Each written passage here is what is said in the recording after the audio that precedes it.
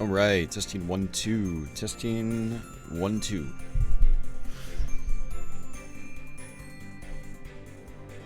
Testing.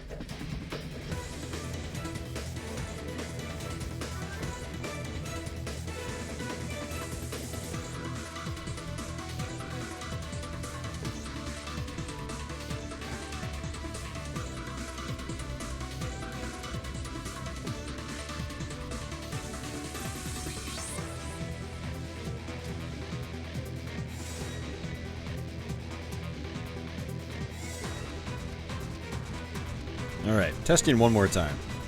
I'm just doing social media stuff right now, trying to get let people know that I'm actually on today.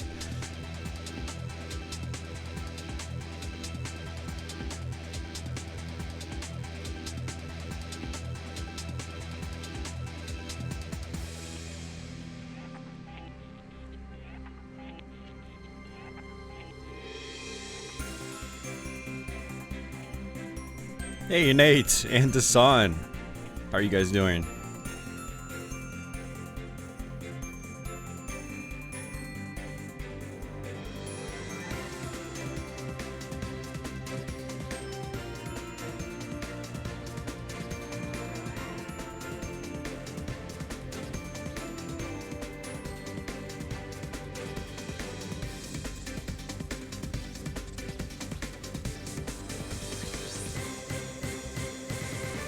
Yeah, it was good rest, Tony. I definitely needed it. I need more, but I'm yeah, no, I needed it.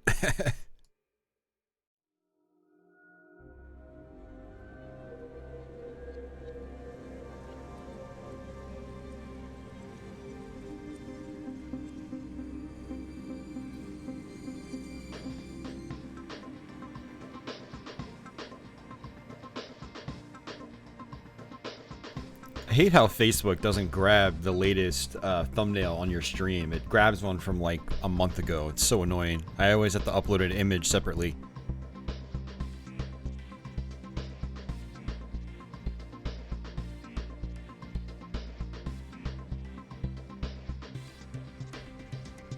I've actually thought about deleting my Facebook gameplay and talk page, but because it's kind of a pain and there's not a lot of activity, but there's a lot of good photos from over the years, so I'm still thinking about it.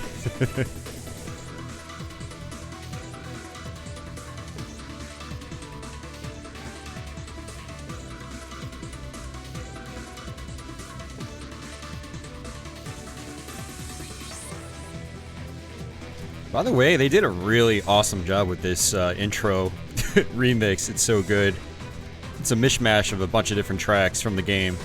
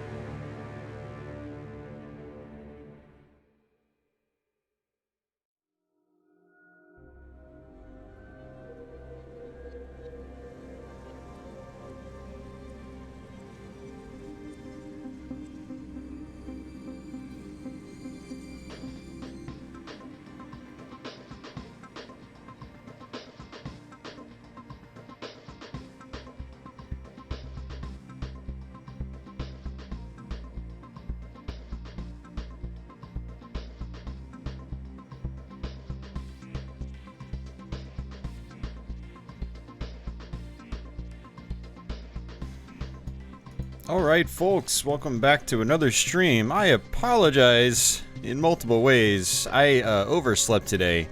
Let's just say that my New Year's celebration came a little bit late.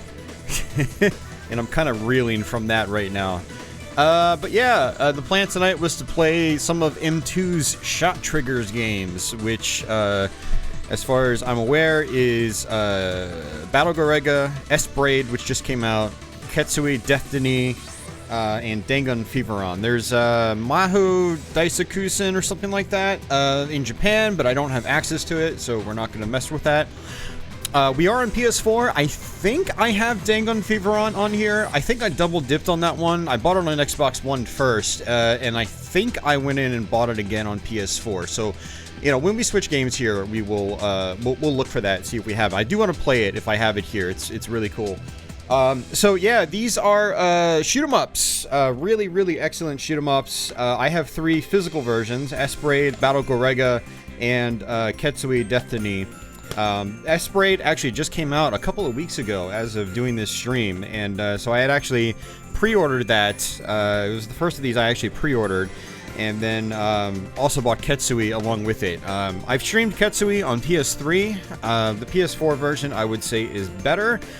Video quality is a lot sharper because I'm going through HDMI instead of component with my PS3. My PS3's HDMI is messed up. And it's got an extra mode in it, which is really cool, so I'm looking forward to showing that off too. But we're going to start off with the big one here. This one is, never thought I'd see this ported to a console, but this is S-Braid. It's one of my favorite shoot 'em ups by Cave in the from the late 90s. And it's a very, very solid game. Now, I just got this earlier this week. You know, I pre-ordered it, but it took a couple weeks to get here, so I just got it actually, just a few days ago I picked it up. Did my first stream of it on Twitch. Still not fully comfortable with all the modes and menus and stuff like that. The menus in the Japanese-only games here, like S-Braid and Ketsui, are all in Japanese. Kind of takes me back to the old days of importing Sega Saturn shoot 'em ups, where all the menus are in Japanese and whatnot. So we do have to kind of fumble around with that, but the Dangun Feveron and Battle Garegga did get released in North America, and actually Sane Well Balanced Horse mentioned, I want to pick up Battle Garegga, but it's too expensive even on Xbox One. Yeah, the thing about these games is that these are kind of like passion projects for M2, and you know, they're probably not really making any money on these, and so yeah, they do cost a little bit more, you know, to probably recoup whatever, you know, funds they can. But also, you know, these packages are very well made, and they're chock full of content. They're worth every penny if you're a big fan of shoot 'em ups. $30 is not too much for these games. For anyone that's really serious about this genre, it's really, with all the care and effort M2 puts into these packages, it's really actually a pretty good deal. You know, they could charge 50 or 60, honestly, with all the work they put into these. And taking me back to the old Saturn import days, where you would have to pay 60 or 70 bucks for a game like this, you know, back then, if you wanted to import it and play it. So 30 bucks is actually not that bad, honestly. I would definitely recommend supporting them if you're a fan of this genre, and you know, definitely give them a try. Hey Brandon, welcome back. And so let's scroll up chat here.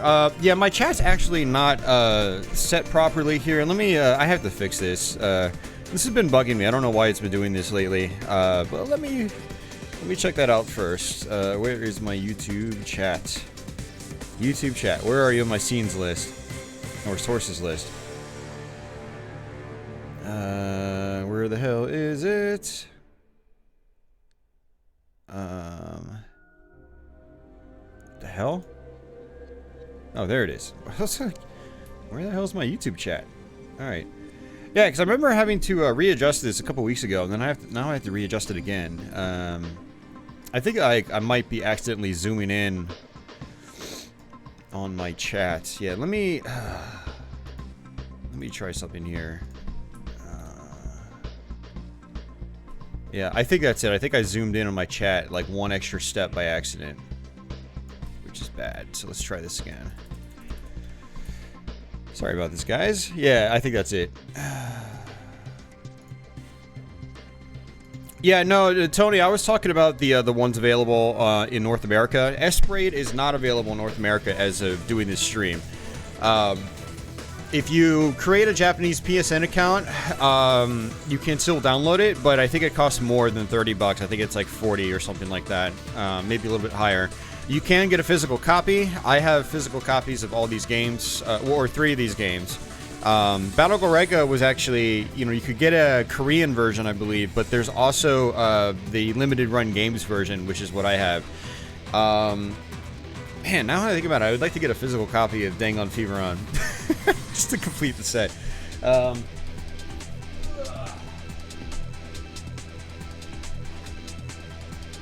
Yeah, so, but if you buy Battle Garegga or Dangun Feveron, they are $30 on the North American shops.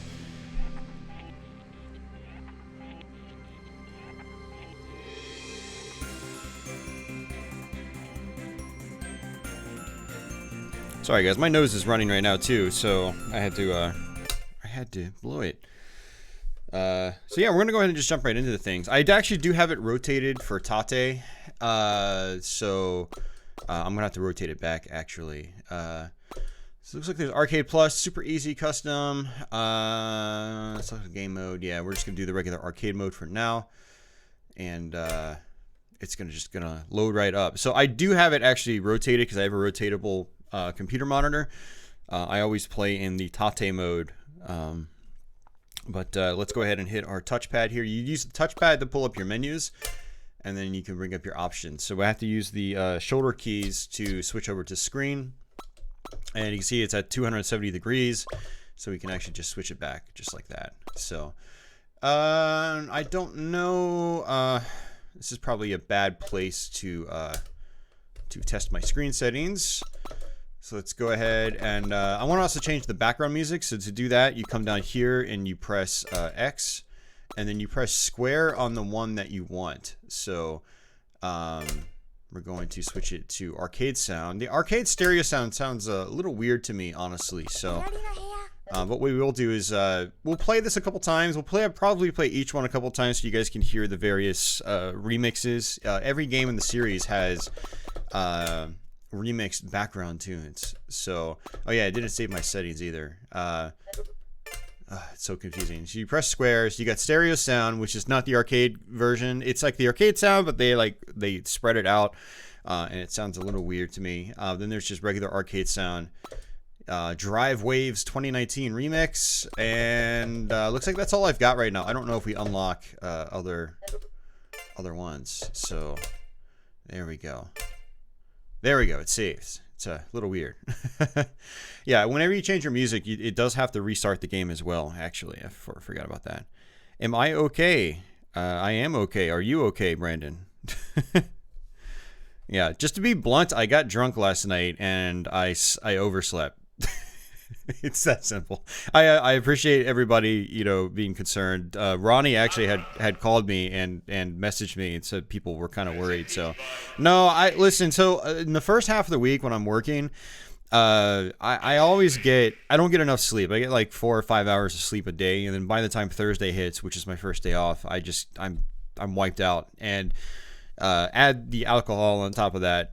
For a New Year's celebration, I was just completely wiped out. So I said, screw it. I'm just going to keep sleeping. I'm not going to worry about it. I'm not going to push myself and wake up early for this stream. I always wake up early for the Thursday streams, just like I do with my regular job.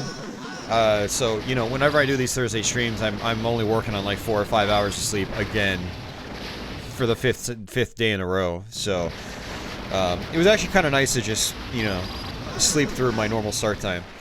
Okay, so this is actually a good place to adjust the screen since I can actually see what's going on. So let's go back to the screen settings and go ahead and I think this is on custom.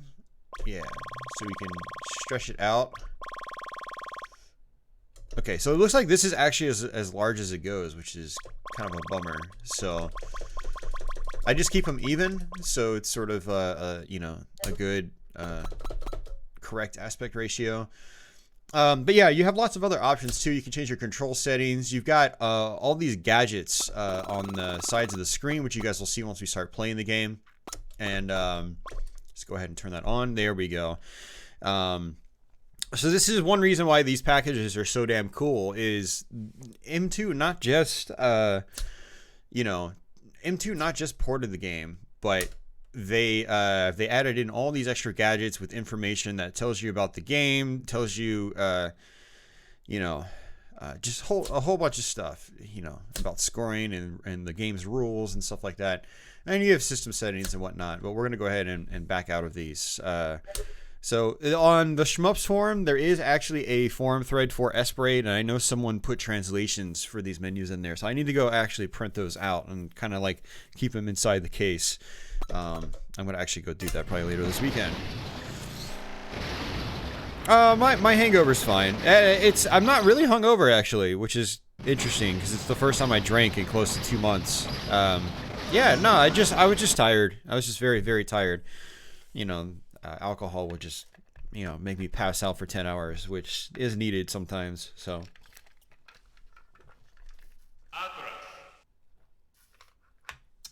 Presented by K. Okay. Hold on a second, guys. S-Blade.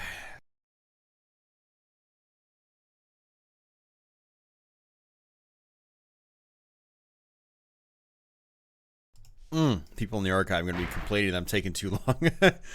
Yeah, so one of the problems with this is that, you know, without me rotating the gameplay is going to look a little small, unfortunately. So, I'm trying to think if there's something I can do with the gameplay that would work out well. Chat, I want you guys to be able to see the gadgets on the sides, though. I'll think of something. So let's just go ahead and jump into it. Alright. Alright, so you have 3 characters you can choose from. Apparently, if you get a 1 credit clear anywhere in the game, regardless whether it's super easy mode or regular mode or normal, whatever, you will unlock a 4th character in this version of the game. So they actually went through and created a brand new character. I don't think there was a 4th character in the arcade original. But yeah, here we go. Let's go ahead and, yeah. So I usually play as this guy, but all 3 characters are pretty solid. And what you can do is just tap the fire button, or you can hold the fire button. Holding it does a focus shot. Pressing the second button does this powerful shot right here. And so you want to do a mixture of both.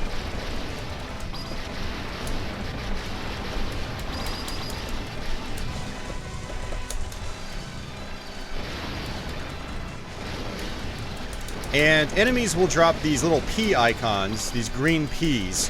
They power you up, so you want to grab those.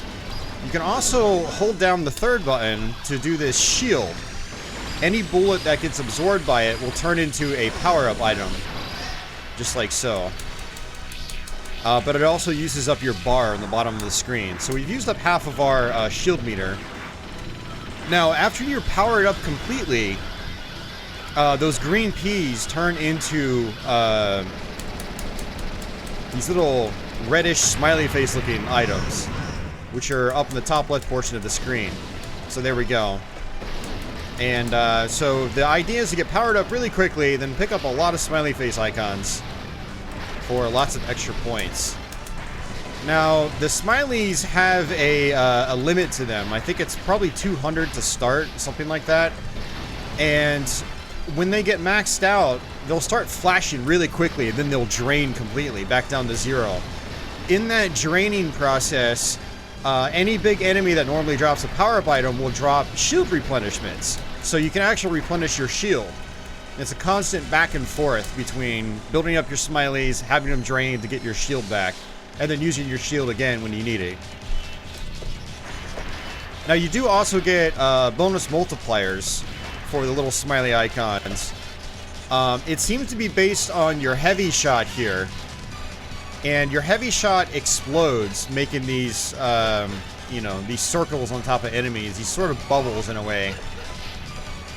And depending on the amount of bubbles on top of an enemy, determines a score multiplier up to times 16 for the smileys. That's as far as I can go with the rules right now. But that's kind of the gist of it. This first boss is pretty easy if you fight him first. What's really interesting about this game is that your starting level actually changes depending on the character that you're playing. So with this guy, you always go to this level first. Whereas with another character, you go to this level last. And bosses are significantly more difficult if you fight them on stage 2 or stage 3. They have larger health pools. They fire more projectiles. They're a lot more aggressive. So, yeah, it's quite interesting. Okay, so there, my smileys are counting down. So now, anything that drops power-ups will drop energy. So I got about, I don't know, a little less than a quarter of my energy back. By the way, this is the first game I've played all day, so I'm gonna have to warm up. I just woke up, you know, about an hour ago. So, need to warm up. I'm also noticing that my left hand feels like it's just completely asleep. It's felt like that ever since I woke up. Like, probably not a good sign, but we'll roll with it.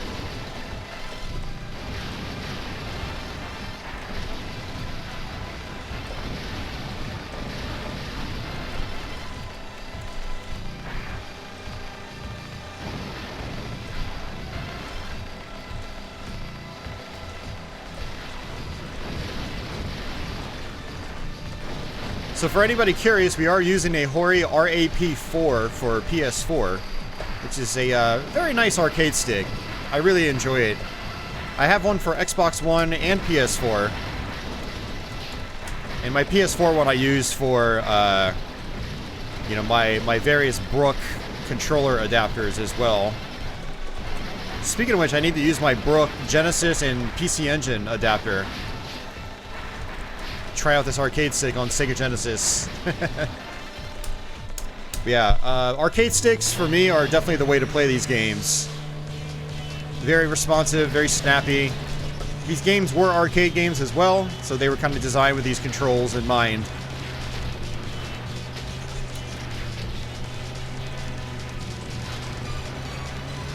This boss can be quite tough, but what I'm going to do on this run is try to use my my shield more than I normally would. This guy drops bombs as well, so you gotta watch out for those. They kind of blend into the background.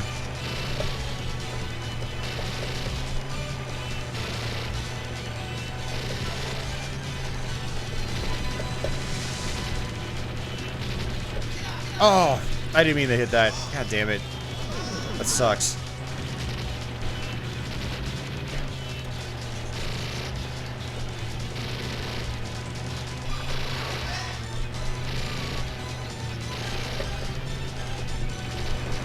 There we go.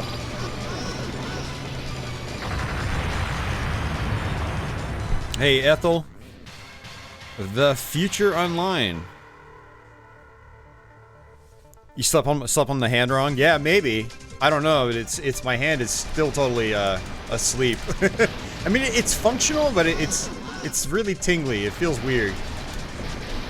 You know, it's like when you sleep on your like. When you sit on your leg wrong, you know, it'll fall asleep, as we call it. And my hand feels like that, except it won't go away.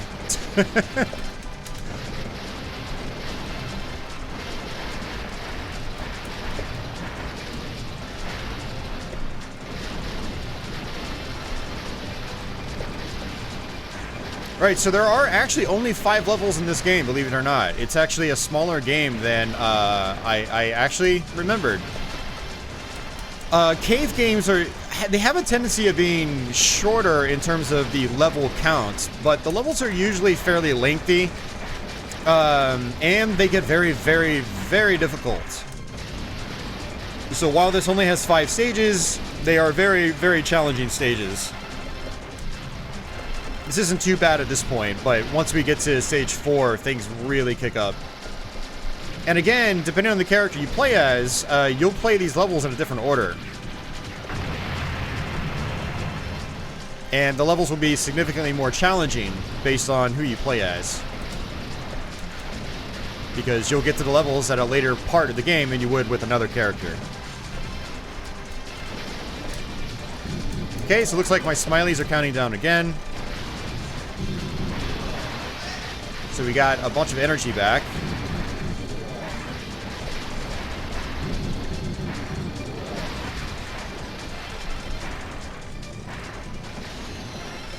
Nice.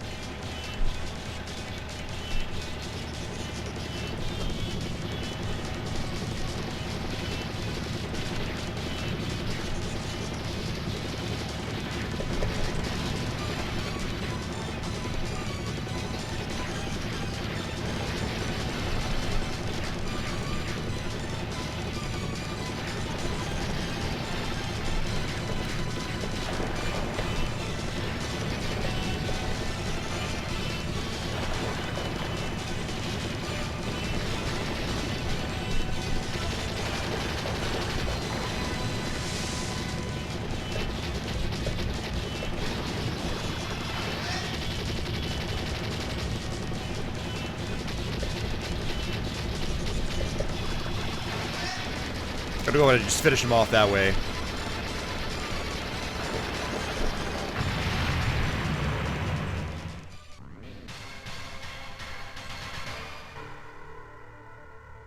I have the original PS... Oh, actually, I have a PS4 Slim. Whatever they call them. It's not a Pro.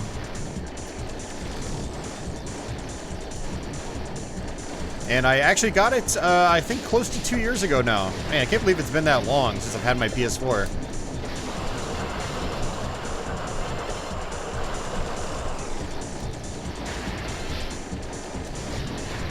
Yeah, it was a little late on the PS4 bandwagon, but thanks to streaming and stuff like that, and people constantly talking about it, I did want to eventually get one. And so I did. It's mostly a retro machine for me, Bloodborne aside. But it's been great. I wish I got one sooner, actually.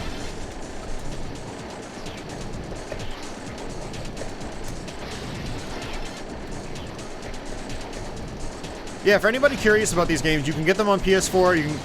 You can get the first two, or the two that came out in North America on Xbox One. And then Nintendo Switch.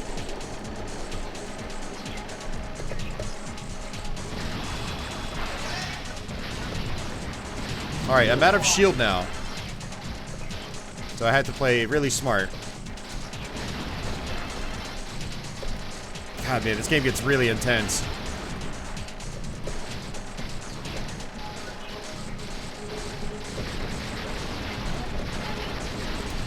Woo! It's a rush, man. It is a rush. It'd be even more of a rush if I could actually score worth a damn. But, you know, baby steps. I always go for the survival first, and then I learn the scoring system. And I try to incorporate scoring into my survival. I don't rush straight into scoring. But usually I'm okay with that. Getting one credit clear and then scoring moderately is usually satisfying enough for me.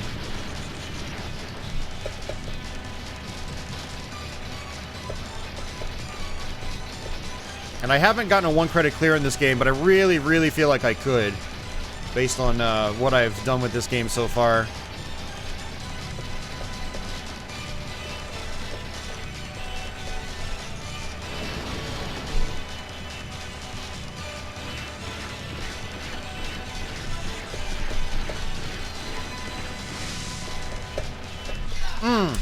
I knew that was gonna happen. Looks like I got an extra life too, which is nice.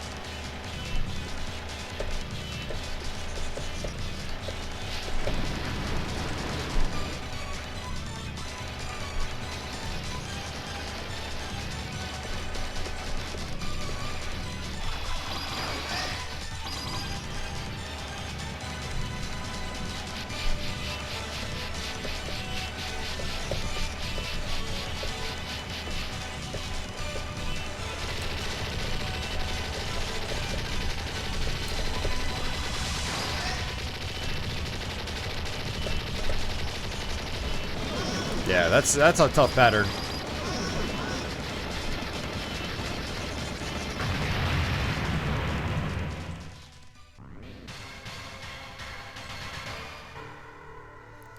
Yeah, definitely get your sugar levels checked. Hey, little arts guy, welcome back.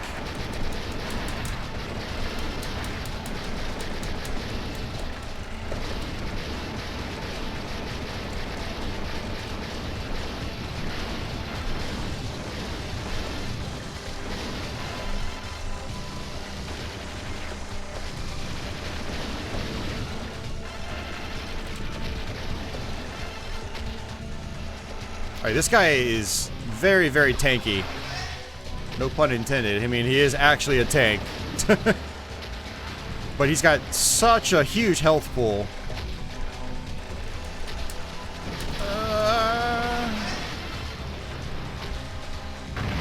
There we go. Got him.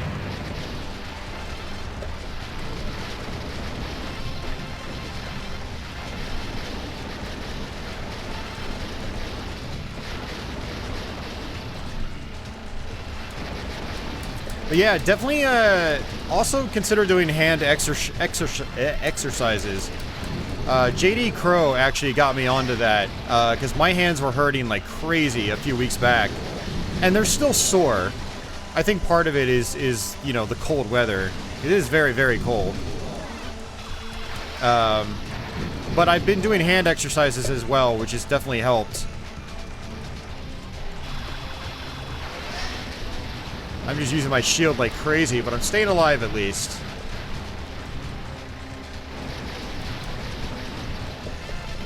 Oh.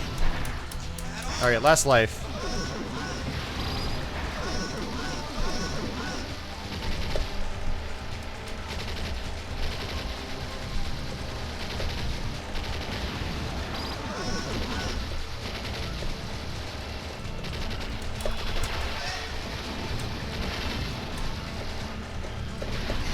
Oh, and that's game over.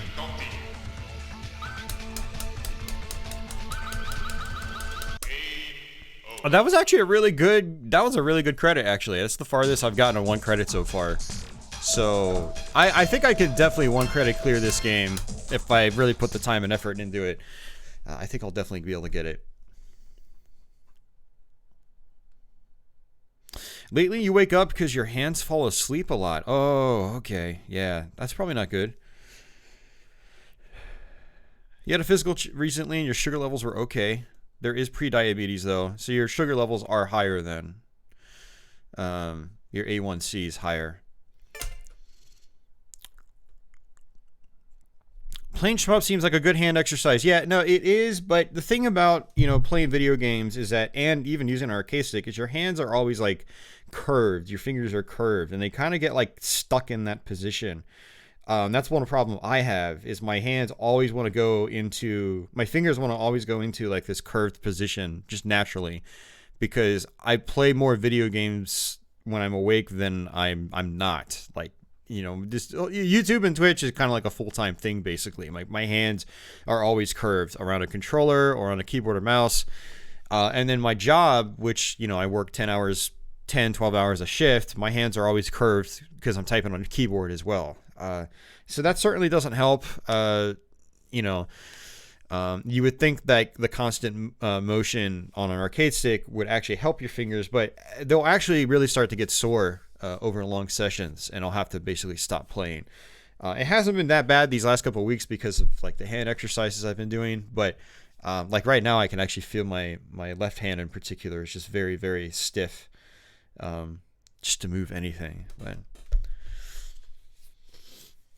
the A1C was like 5.4. Yeah, I think like 6 and above is diabetes, or is considered type 2 diabetes. I don't remember if it's 6 or if it's like 6.5 or something like that. But yeah, I mean, 5.4 is totally normal, apparently. So yeah, it's good that you're below that 6 range.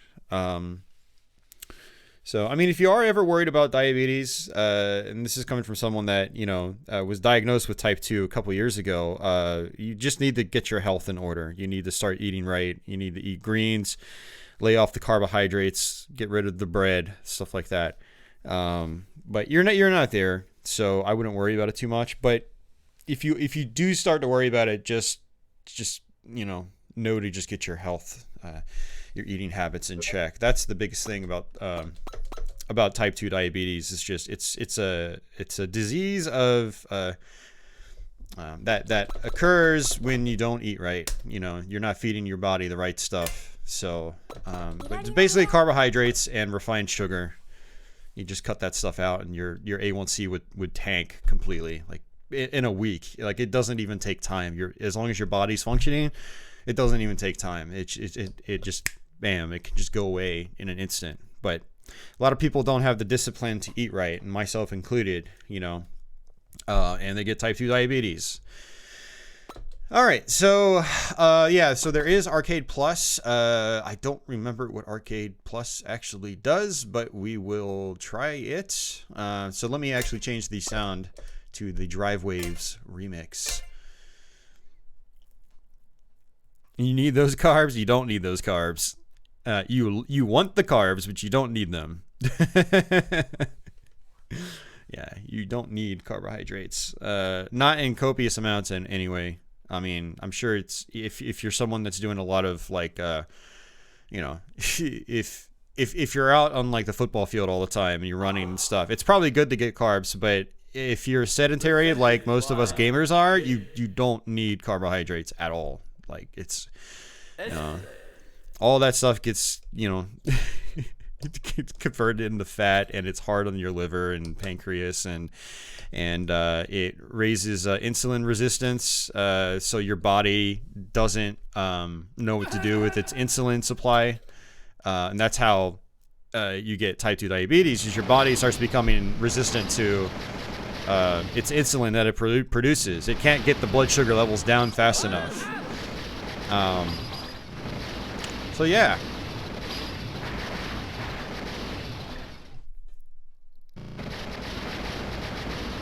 But yeah, type 2 diabetes isn't something that you have to have, though, because it can be reversed completely with good eating habits.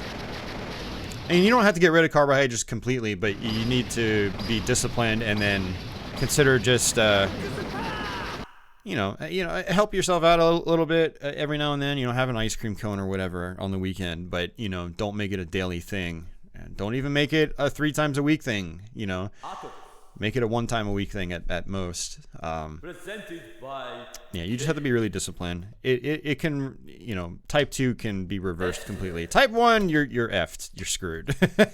You're on insulin for life. That's a totally different thing. I don't, you know, type 2 diabetes is, I really feel like it shouldn't even be classified as diabetes. They should call it something else, because it is confusing. Type 1 diabetes is a very, very serious thing. I mean, so is type 2. But type 2 is just something that happens because of very, very poor eating habits, generally speaking. If your body's working and it's producing insulin, you know, you've just built up an insulin resistance, and that's it. So you need to get your eating habits straight. But if even after you gotten your eating habits straight and your blood sugar levels, you still have major problems with it, then you've probably got type 1 and not type 2. One of my friends, actually, he passed out many years ago and went to the hospital, and, you know, they diagnosed him as type 2 diabetic. Well, you know, he tried to get his health in check, and nothing actually worked. He went back, and they said, oh, no, you actually have type 1. So now he's on insulin multiple times a day, basically. And he's not fat either. He just always ate a lot of bread. And he's like as thin as a stick, you know, which also seems to be kind of common for type 1s. Every type 1 diabetic I've known has been really skinny. I don't know if it's just coincidence, but yeah. So no more depressing health talk.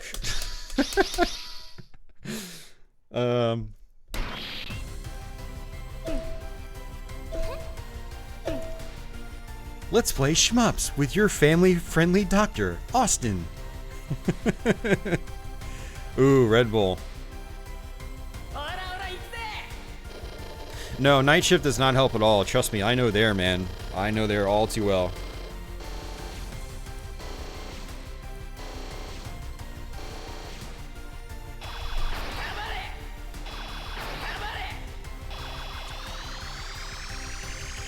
The American Diabetes Association recommends carbs, like whole grains and beans. Yeah, if your blood sugar levels are insane, yeah, you don't want any carbs, period. Yeah, trust me on this one, as someone that's been there. My A1C was like 9 something when I went in, and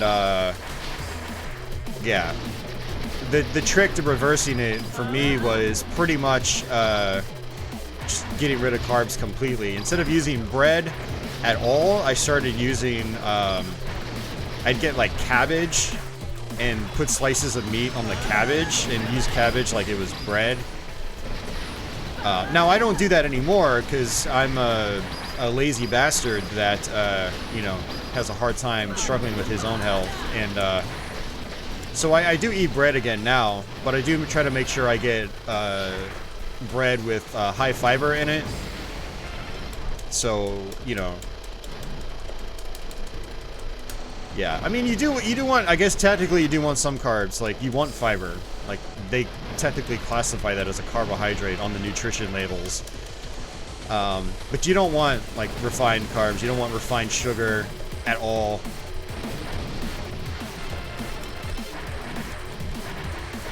You do want stuff with high fiber, absolutely. Your body needs that.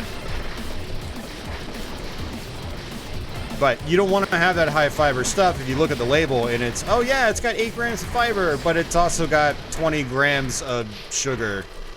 Just get rid of it. That little bit of fiber is not going to help you when you're pumping 20 grams of sugar in alongside it.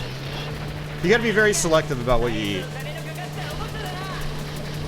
Yeah, so what they did on this Arcade Plus mode, apparently, is, are we even playing Arcade Plus? Or am I just playing regular arcade? I don't even remember. We're probably just playing regular arcade. But with the, they added in new, voice acting for the characters, which is interesting.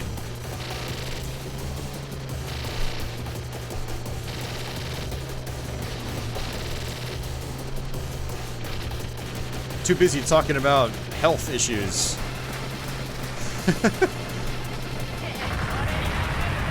Yeah, too busy talking about health issues to know, to know what I'm actually playing. For you, liberal arts guy, but it won't be fine when you get type 2 diabetes.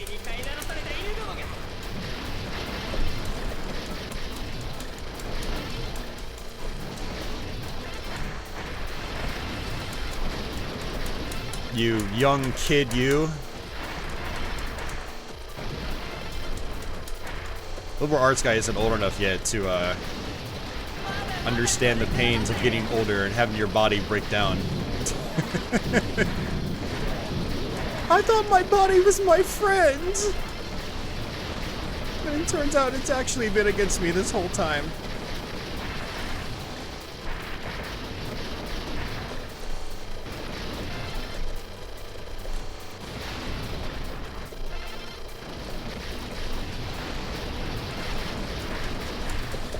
No longer my friend, body. I hate you. Oh, jeez.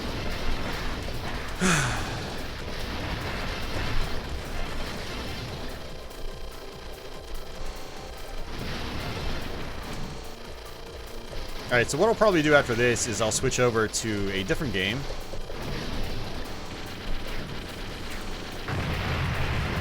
And I'll probably go right into Ketsui. So I do want to actually play some Ketsui.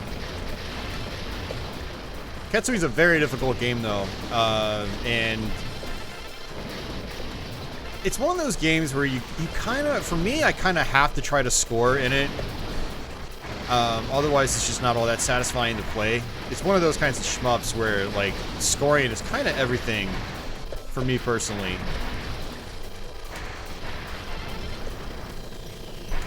Whereas Esperate is like the exact opposite. I can just mash away all day and just have a blast. But Esperate has, you know, a lot more going on in the backgrounds. Just, you know, it's Ketsui is a little more. I'd say in some ways it's a little more basic in its, you know, background designs and whatnot. But the gameplay itself is so chaotic that I guess it doesn't really matter.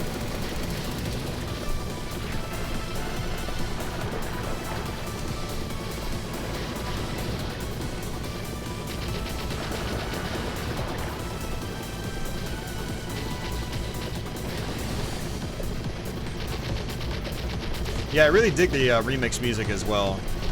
Really love those options in these games. Alright, let's just go ahead and do that. I didn't want to die. Happy Lux. You played Patch Doom on Xbox One, and it sounds amazing.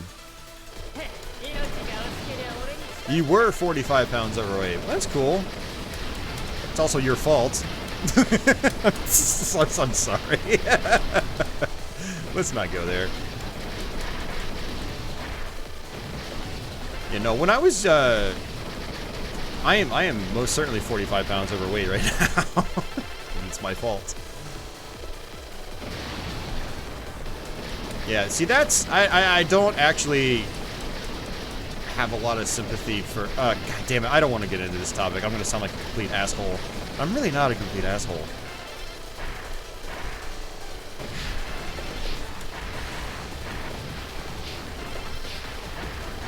But yeah, no, I'm most certainly, I'm actually well over 45 pounds overweight right now. And,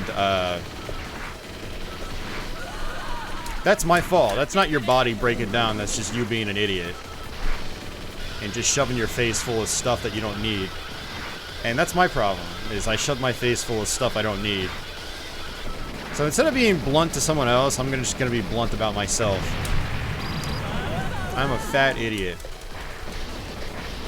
But no, stuff I'm talking about, Liberal Arts Guy, is like, you know,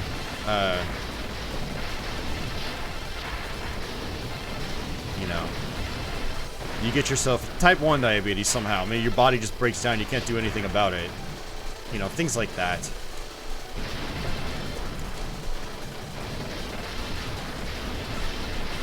Ah, Jesus. I meant to use my shield. Yeah, there are things that all of us will pretty much get. Most of us. Maybe not all of us. But we are gamers. We are sedentary quite a bit. I think there are way more sedentary gamers than there are not sedentary gamers. And for us that sit on our asses as much as we do, our bodies will break down. They will have problems later on. Your body's probably going to break down regardless, even if you're a runner. But it'll probably break down less worse than it will for the people that just sit on their asses all day. Like me.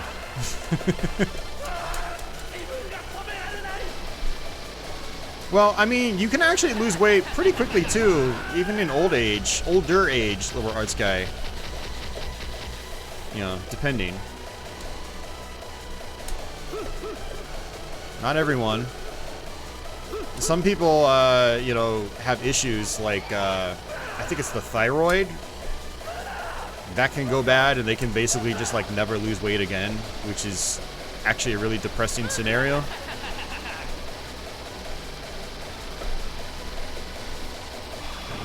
One of my friends has a bad thyroid and she basically can't lose weight. So she's gonna be huge for the rest of her life. Man, this is a really happy-go-lucky stream. Hey, Jeff, what's going on, man?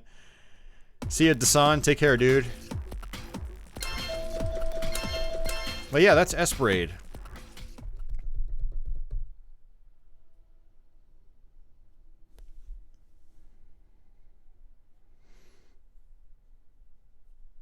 Hypothyroidism, is that what they call it? Okay. So that adds up to a deficit like 30% when you're 55 or 60. Yeah. Yay, inevitable decline. Ooh, Esperade. Alright, let's go back. I don't really think there's a whole lot else to... Yeah, we were playing Arcade Plus. Okay. Yeah. So there is Super Easy. There's Arcade Challenge. The Arcade Osarai is basically a practice room. There's also this Esper's room thing I actually haven't checked out yet. Oh, you like raise pets. I have no idea what I'm doing, so we're just gonna pretend like this doesn't exist. So yeah, that's Esperade, and we're gonna go ahead and actually what I want to do is add it to a folder. Okay. I'm gonna add this one to my folder. I haven't done this yet, so I have my games you know, situated, organized, so I don't get too overwhelmed. But all right, let's pop in Ketsui. I should probably actually go get some water myself. I'm very dehydrated from yesterday. Positivity stream! Happy New Year! You're gonna die! Woo! Yay! Oh man. Speaking of which, let me see if I actually have Dangun Feveron. I want to say I did. Did I want to say... Oh shit. Did I not?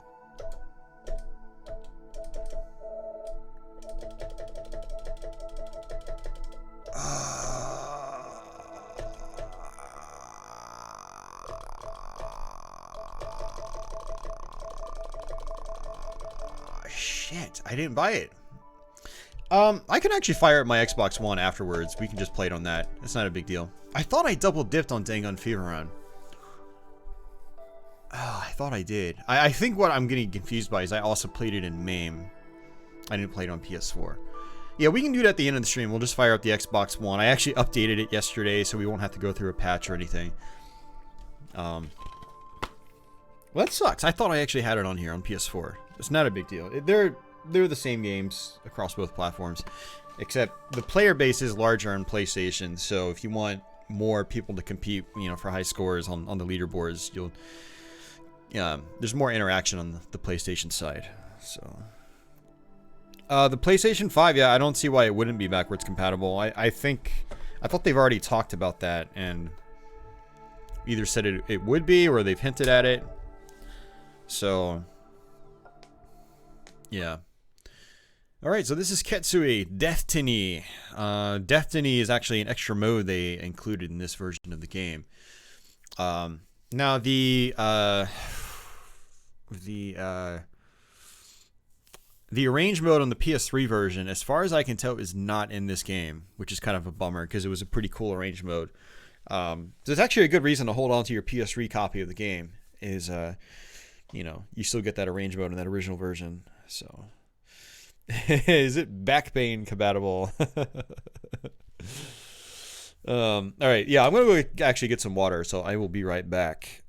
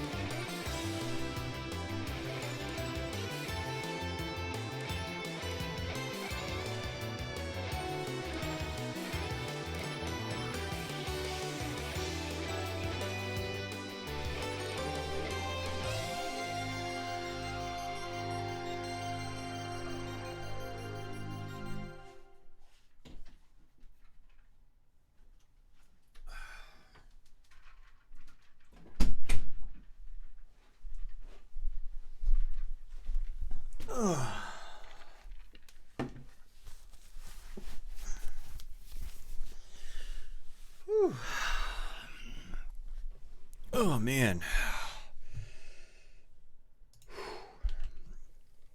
Definitely a chill stream tonight. Whew.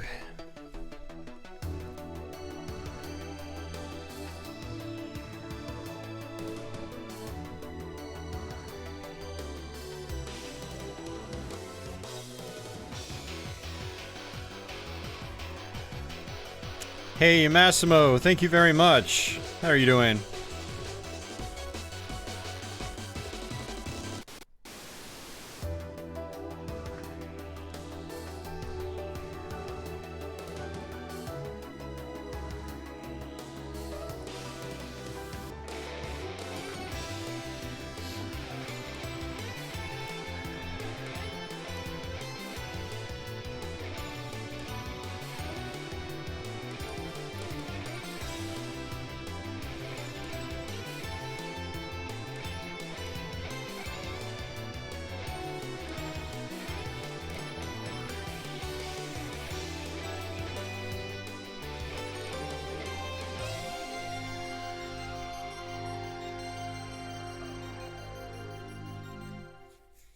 Cool. All right. All right. So again, I have to let's do arcade. I don't recommend coming down here and doing this. This is like your practice mode, like the Osarai mode in S-Braid. I couldn't find a way to get out of it. I pressed every button on the controller, did everything I could. So yeah, we're not going to do that. So let's go to arcade and let it load up. I want to go into the options menu from there because it is going to be rotated. See, I was playing in Tate, so. Something I wanted to mention on S-Braid is you do actually have limited credits to start, but it seems like you earn credits really, really fast. Like in like 2 or 3 gameplay sessions on Twitch, I earned like 2 or 3 credits. So you might actually just earn a credit per game. All right, so let's go ahead and go to options, and we have to use the triggers again to go to our screen settings, and then we rotate it back, just like that. Oops, I have to go back in.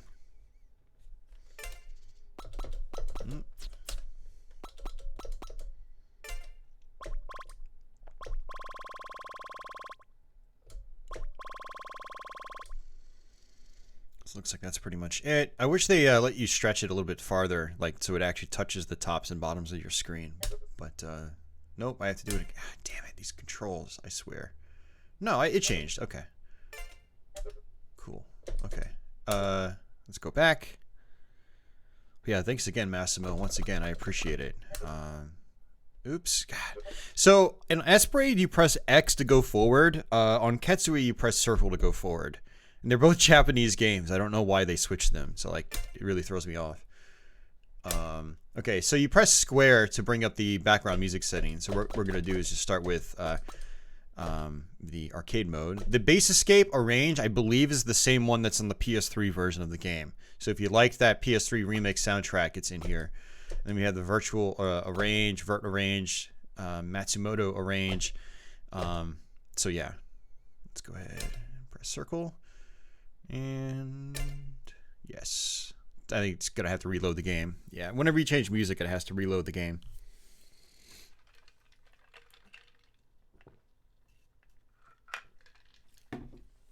All right. It's probably gonna be a little bit louder than S-Braid was. We'll bring it down a little bit. Let's go ahead and get those gadgets on. There we go. It's more like it. That is more like it. Alright, so you have 2 ships you can pick from here. I prefer playing with the first one, which is got a spread shot and it's a little bit slower, a little bit easier to manage. So Ketsui is actually really interesting in terms of scoring. It's you have a focus shot and you have a standard rapid fire shot. You want to get close to enemies and use your rapid fire shot, and they'll drop these chips up to from anywhere from 1 to 5. It'll have a number 1 to 5 on it, and you want to get the chips with 5s on them. And then on the top left portion of the screen, you'll notice that there's going to be a countdown with the number 5 next to it.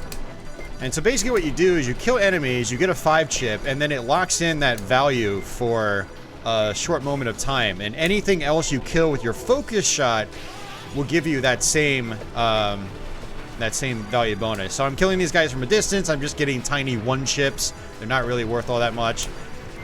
but... So you basically get close, get a 5 chip, and then it locks that value in for a short moment. And then you just try to milk that as much as you can. Let me know if you guys can still hear me. I assume you probably can, but I just want to make sure.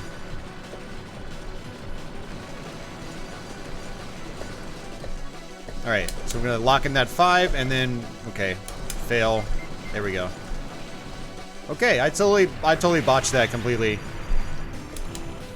So you can lock in your 5 chips on that mini boss and then kill him and get a bunch of 5 chips.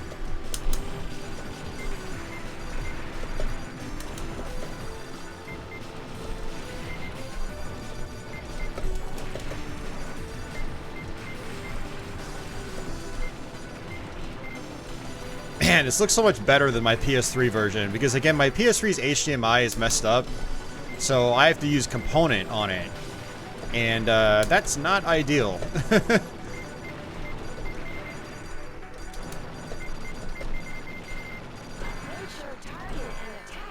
Loud and clear. Hey, Adam. Hey, Tony. Thank you for your donation as well, man. I appreciate it. I didn't see that come in, but thank you, sir.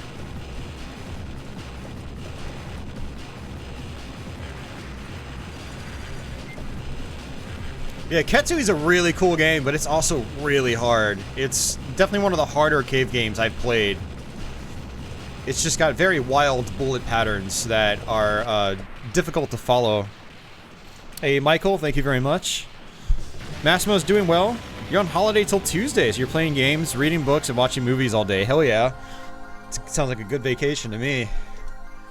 Yeah, 8.9 mil, not great. Usually I get like 10 or 12. But I'm also not really focusing. And it's, you have to be like laser focused on Ketsui as well. Fuck. Pardon my French. Usually pretty good about not dropping F-bombs on my streams, but sorry about that, guys.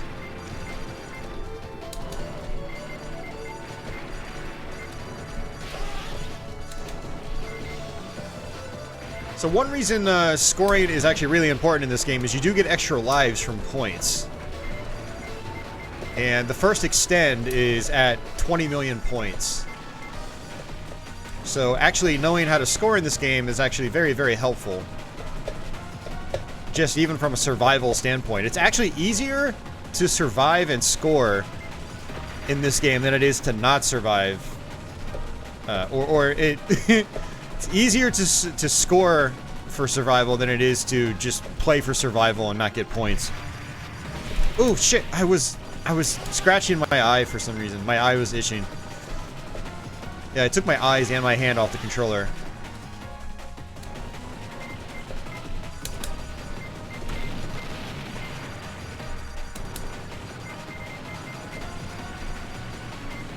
But yeah, in some games it's easier to just play for survival. In Ketsui, it's actually better to play for score, because you will in turn survive as a result.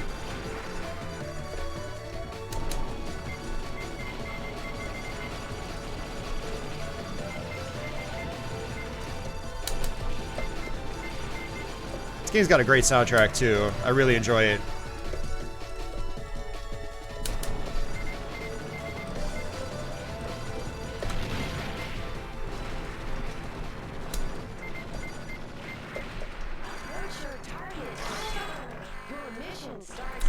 Michael, it's okay. I mean, I usually end up working through the holidays, because I work in a center that's 24/7, 365. So, fortunately, I got off Christmas Day and New Year's Day, but I had to work Christmas Eve and New Year's Eve. But I mean, otherwise, other than that, the holidays were good. Yeah, they were good.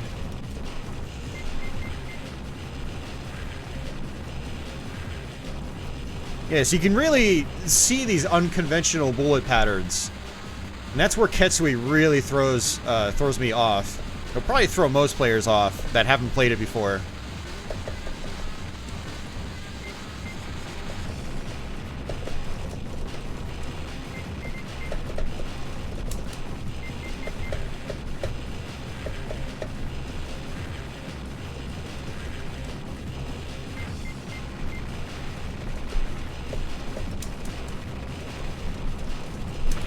Gotta just go ahead and use a bomb here.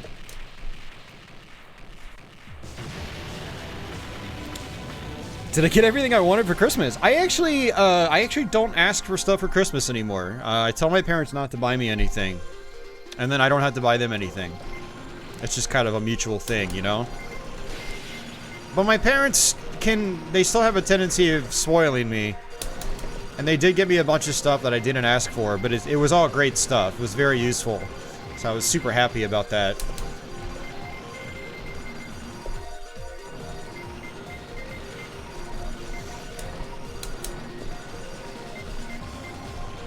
Getting really close to that extra life I was talking about.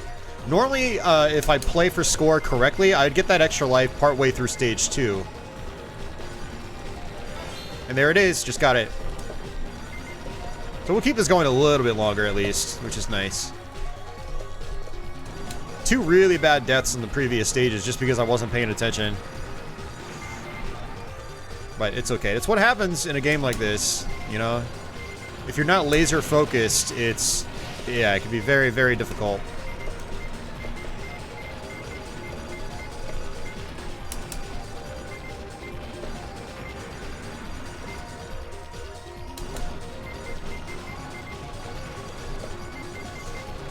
You know, I had mentioned on Espray that there's not as much going on in the backgrounds in Ketsui, and I still stand by that, but this level is actually, it's pretty cool with its backgrounds. The backgrounds aren't animating, you don't really have people walking around or anything like that, you know.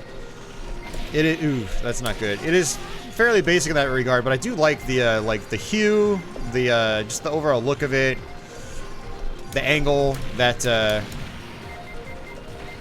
know, it's sort of this isometric angle almost. Yeah, this pattern's actually really tough to deal with.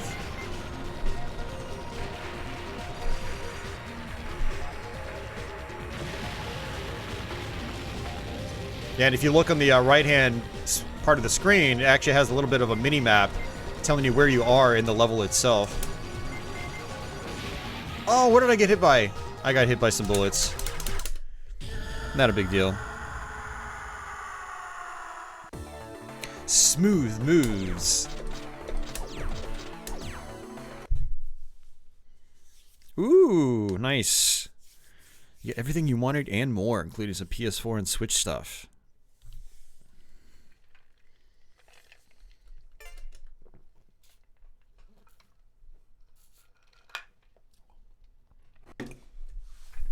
Ugh. My parents bought me a Roomba. This is actually, I got nothing video game related. It was all like adulting stuff that is actually really useful. So I got a Roomba and I tried it out the other day. And man, those things are awesome. I never thought I'd be so excited over a vacuum cleaner, but it was really, really awesome. Because my cat, she sheds like crazy, and she tracks cat litter everywhere in the apartment. So you just turn on the little Roomba, and it just goes around and bumps it into walls and stuff like that. It's funny as hell just watching it do its thing, and it cleans up. It's good. All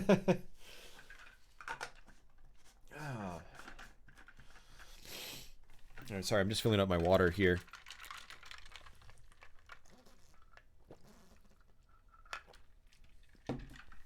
After all that alcohol yesterday, I need water. Oh, actually, what I want to do is try to change modes. So let's go back down here. We will do Deathtiny now. And what I'll do is I'll do the Bass Escape Range soundtrack. And let's go ahead and switch. God, man, this X and circle thing is really screwing with me right now. All right. Life Force for the NES, because some of the levels in Life Force, you're scrolling upward. Yeah. Life Force on NES, yeah, it has horizontal scrolling modes and vertical scrolling modes. It's great. Life Force is actually one of the first shoot 'em ups I had ever played back in the day. Yeah, so I'll always have fond memories for that one.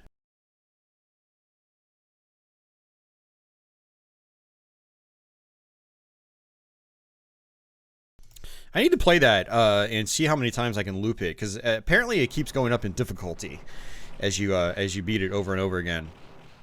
So, okay, so this is Ketsui Deathtiny mode. This is in arrange mode. I think there are actually 2 arrange modes, but this is like the main one. It's actually on the cover of the box. What I'll do is I'll do this other one.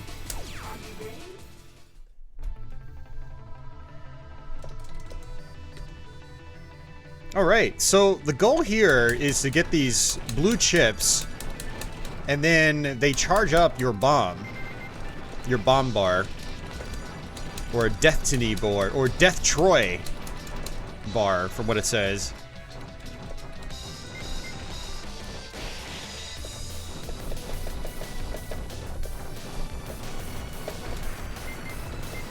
Now, I haven't quite figured out how you make the blue chips appear.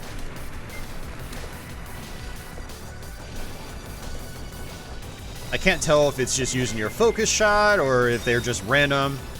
Okay, so now what happens is when you have enough of your bar, you can press the bomb button and it makes these gold chips appear.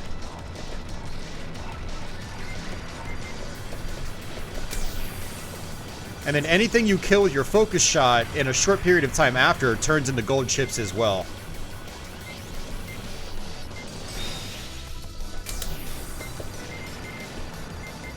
It's really fun. It's a little more simple than the main game.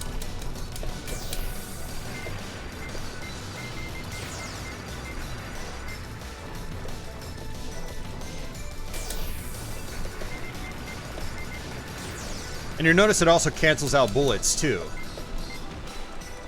So you do get the effect of a bomb, but it's points now.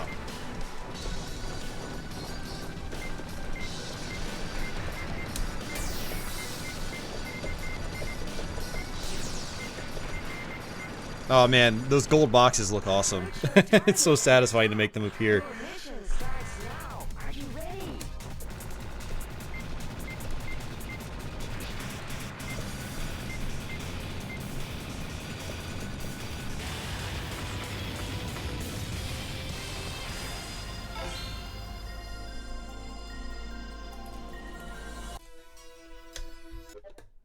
Okay.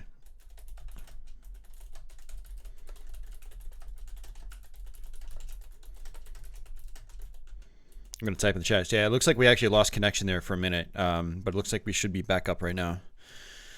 So Michael says, on February 4th, you have to go to the retina specialist, which I think is one of the scariest places to go to because most of the time your eyes will be dilated. Yeah. Yeah. All right, let's go back. No, no. Oh, fudge. No! God damn it! I pressed circle to go back, and it went forward, and it put me back into arcade mode. God damn it. I don't know why they reversed the freaking controls in S-Braid. It's like really throwing me off big time. In S-Braid, you press circle to go back. It's just such a simple thing, but we have to do that whole level over again. Such a simple thing, man. It's not a big deal. It's not a big deal. But it's annoying. It's really annoying. It's okay. It'll give me it'll let me get used to this.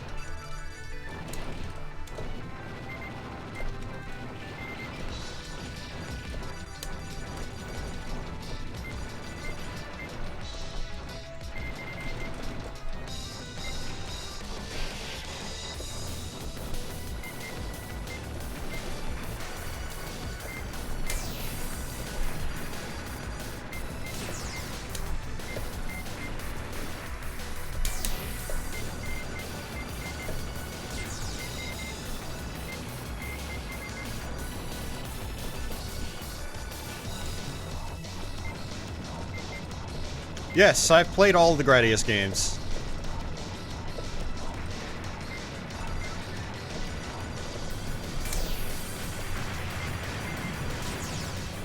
Yeah, it's a great series. It's an all-time classic. Yeah, I have a few Gradius Let's Plays on my channel, too.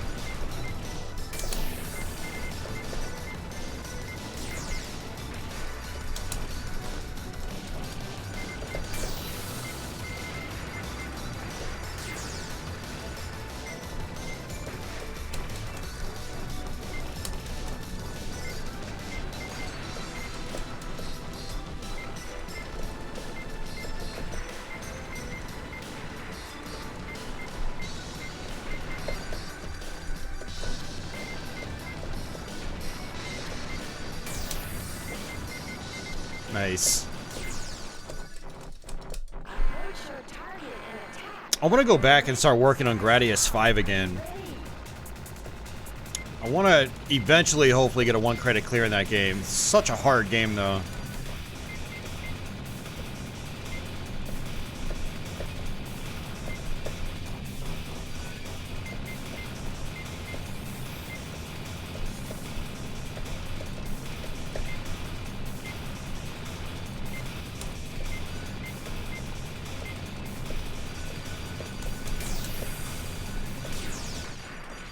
There we go. See, I don't know how... I just realized there's a second meter on the right. It says hold bomb, and I don't know what that, what that does. Oh.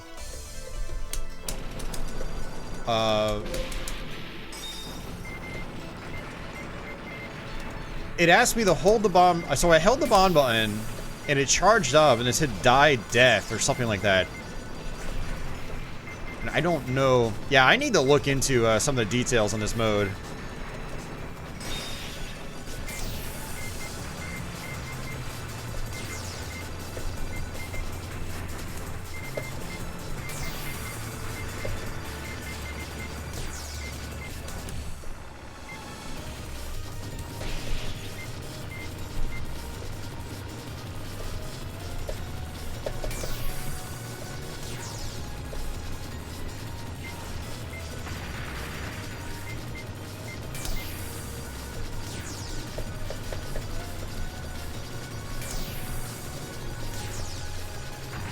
I should have actually saved that for this part right here.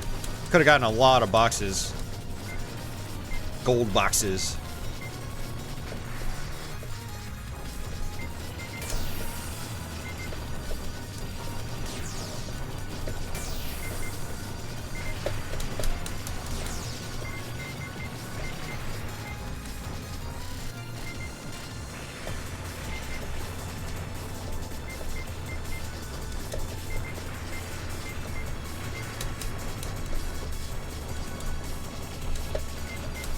Oh, there we go. Whew, that was close.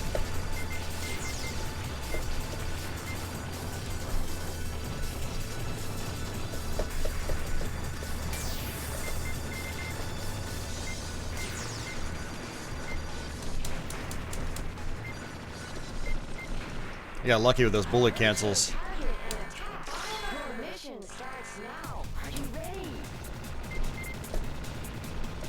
Which boss is my favorite in Gradius 3? I don't know. I like the first boss, honestly. It looks really cool. Looks very threatening. I've always enjoyed the first boss in that game.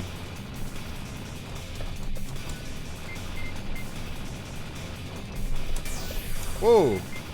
Yeah, it seems like there's an auto bomb feature as well.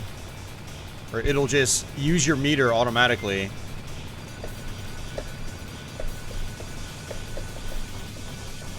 Yeah, for anyone that hasn't seen the first boss in Gradius 3, it's kind of like this, I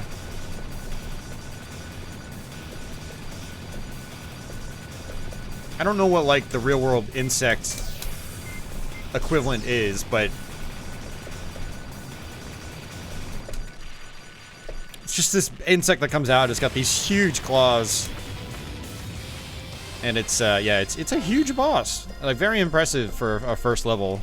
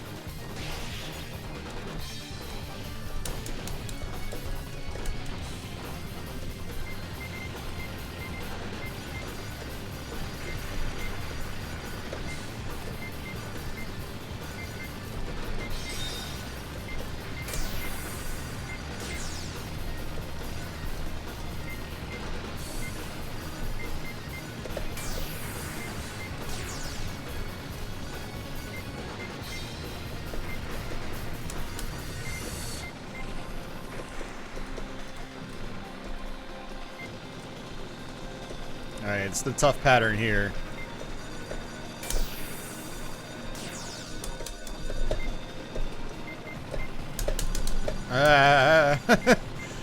It's always scary.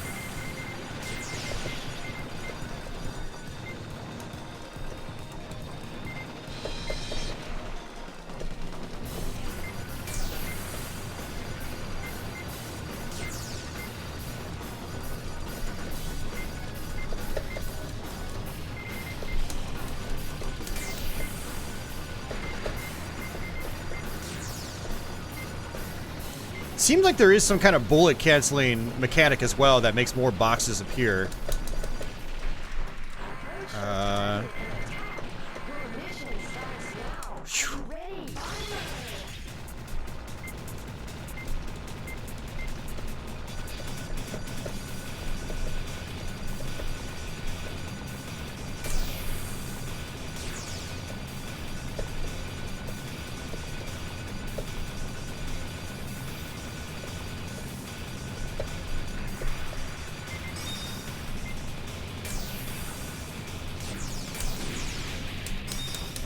I might have been able to pass that if I had let go of my focus shot.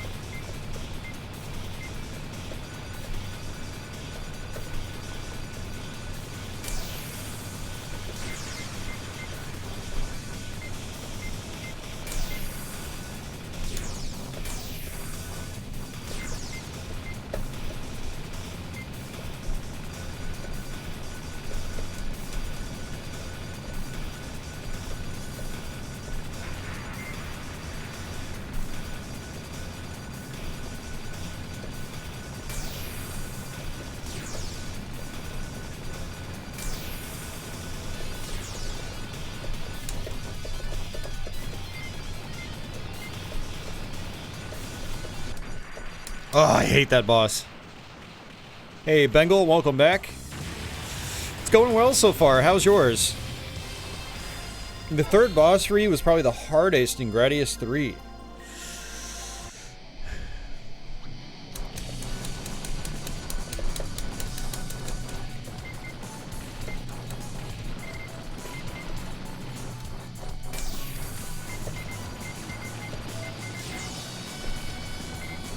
Yeah, Office, absolutely. This game is definitely sensory overload to the max.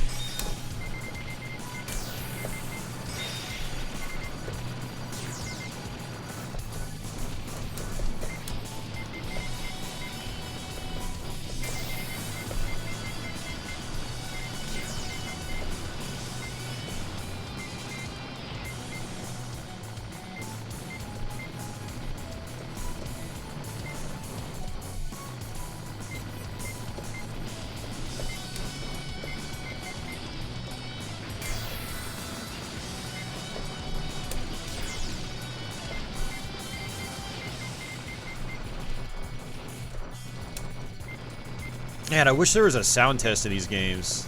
They have really good soundtracks.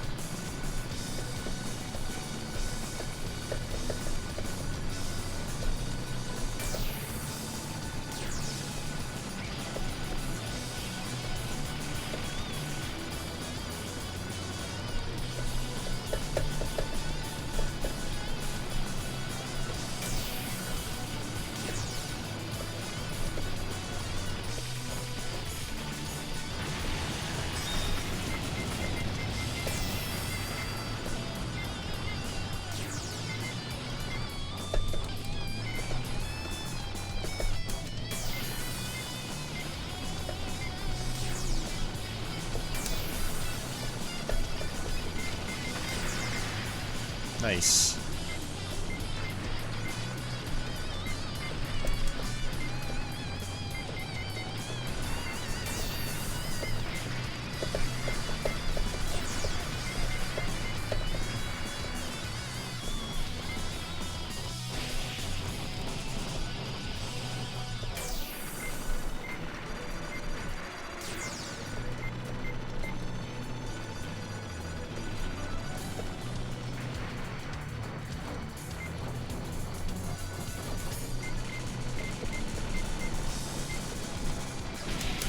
Damn it.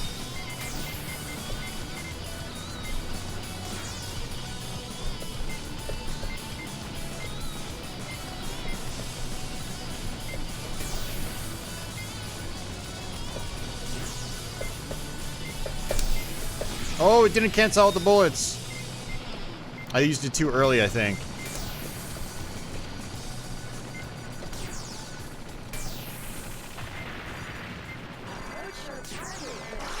It's rough.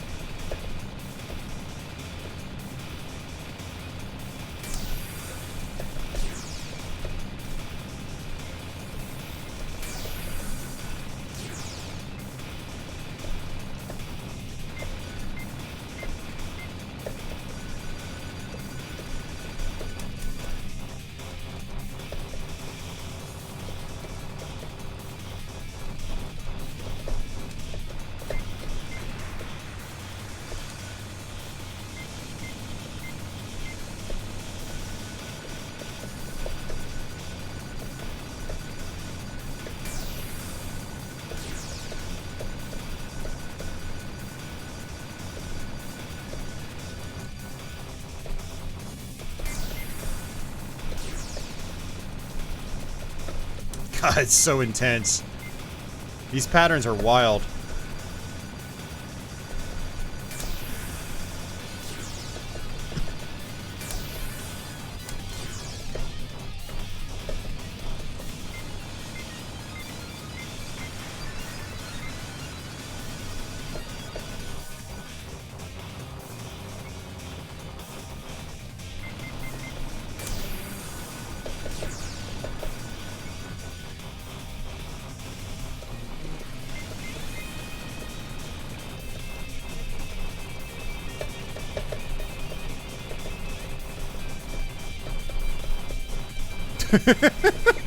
It's just, this game.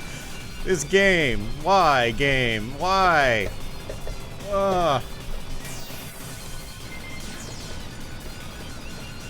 Please die. Please die. I'm on my last life.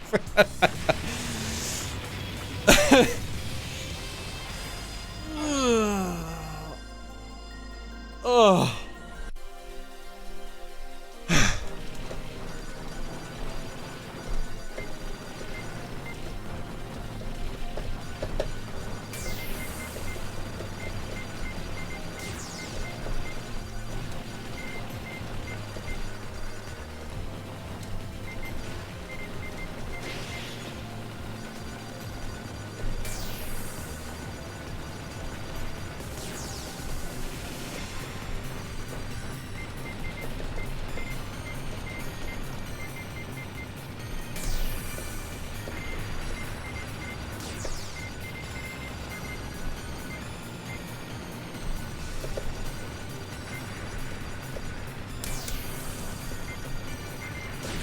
Oh, shit.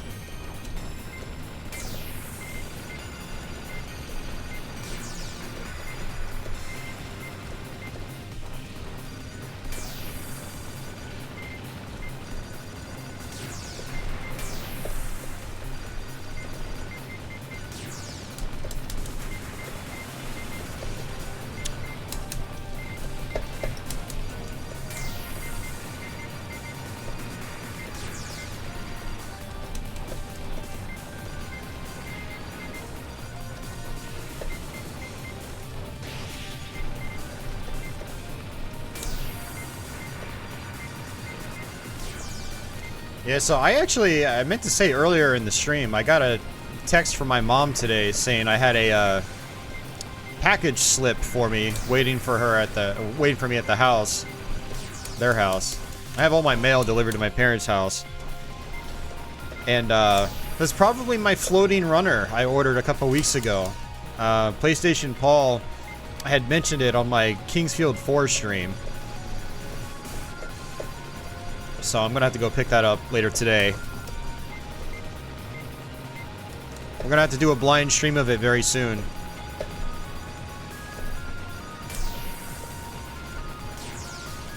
It's like a really fun game.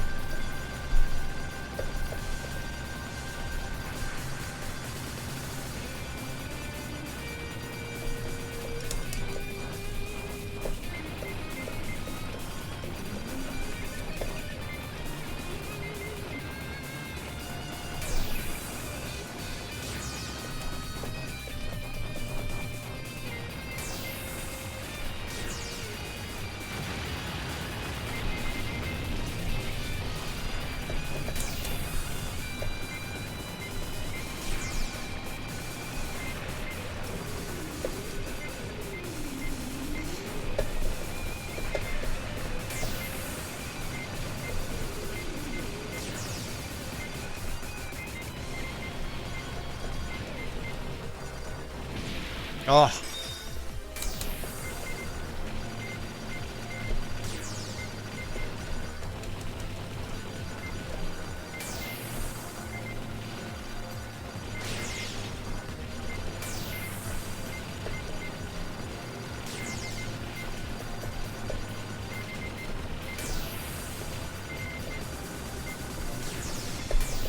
Whoa, that was an auto bomb.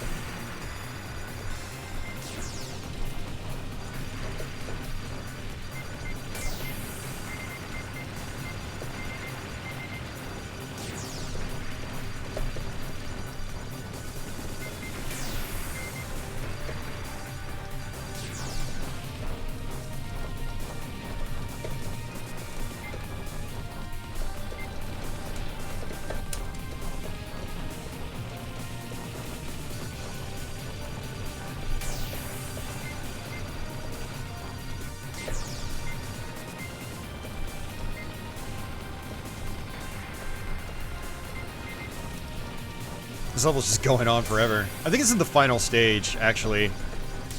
Kind of like Esprade, I think it only has 5 levels. But Ketsui does loop. There is a second loop. I don't remember if you have to meet certain requirements to access it, but apparently it's pretty insane. I mean, this is pretty insane, too.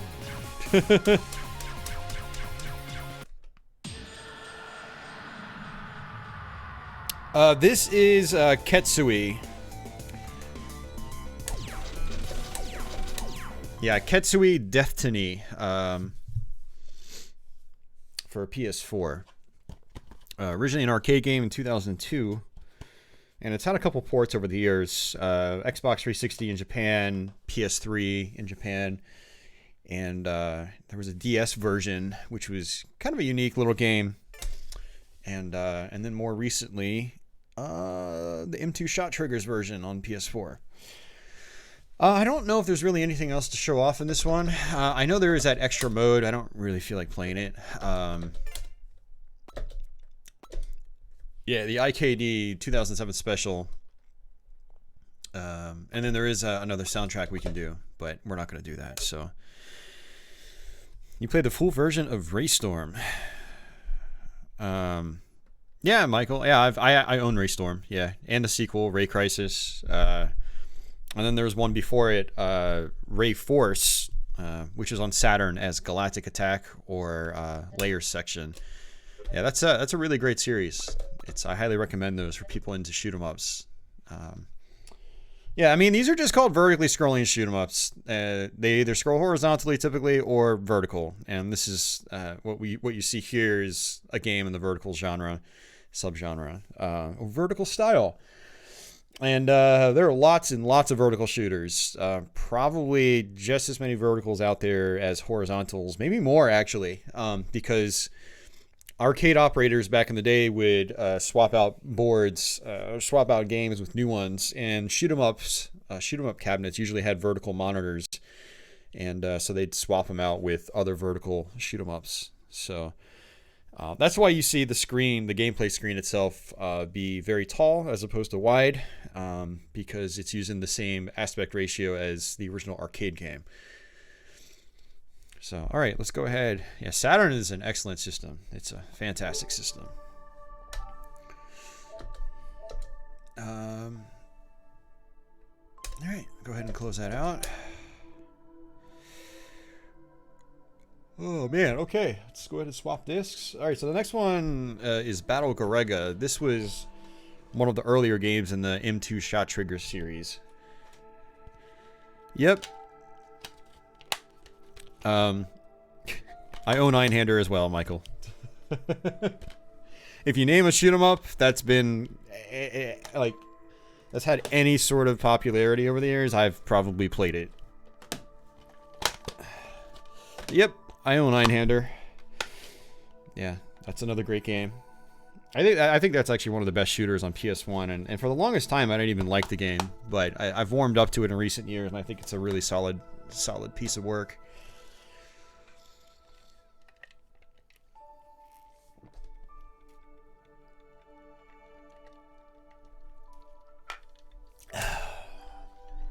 Oh man, water is so good right now. Alright, so I'm probably going to have to rotate this back too. Like I said, I play all these games rotated. My vertical monitor. So basically, the game will take up a lot more of my screen real estate, which is nice. So, makes it easier to see what I'm doing.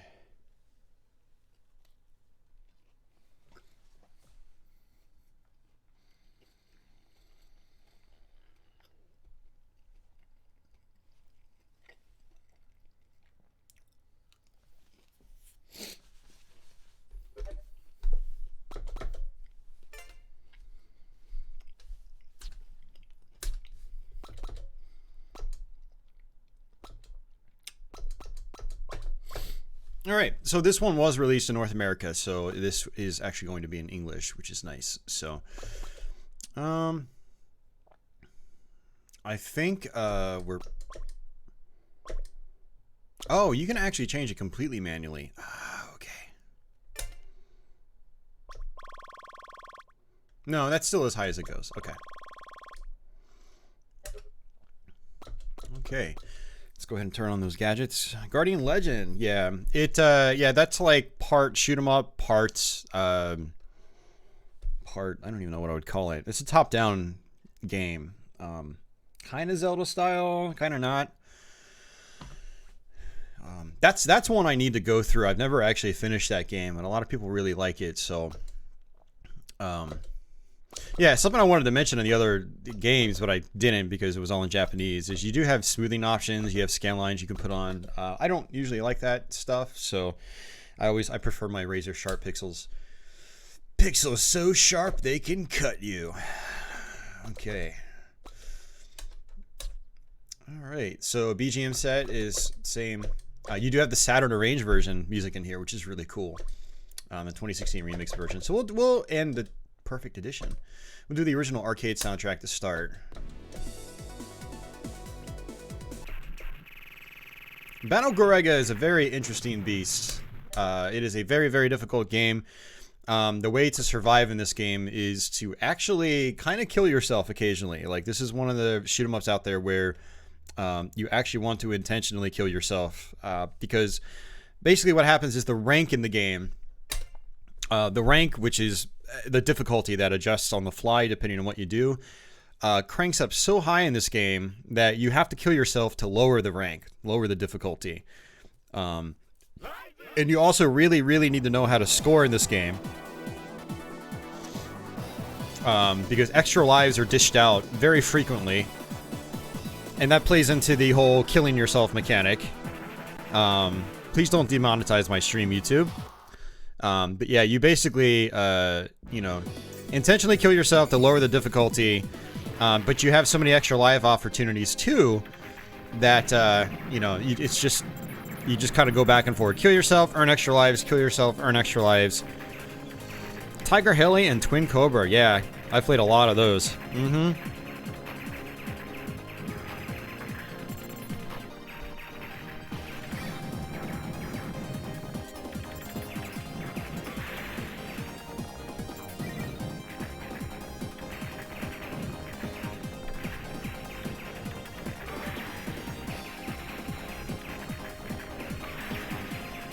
Just eating some of these leftover chicken nuggets.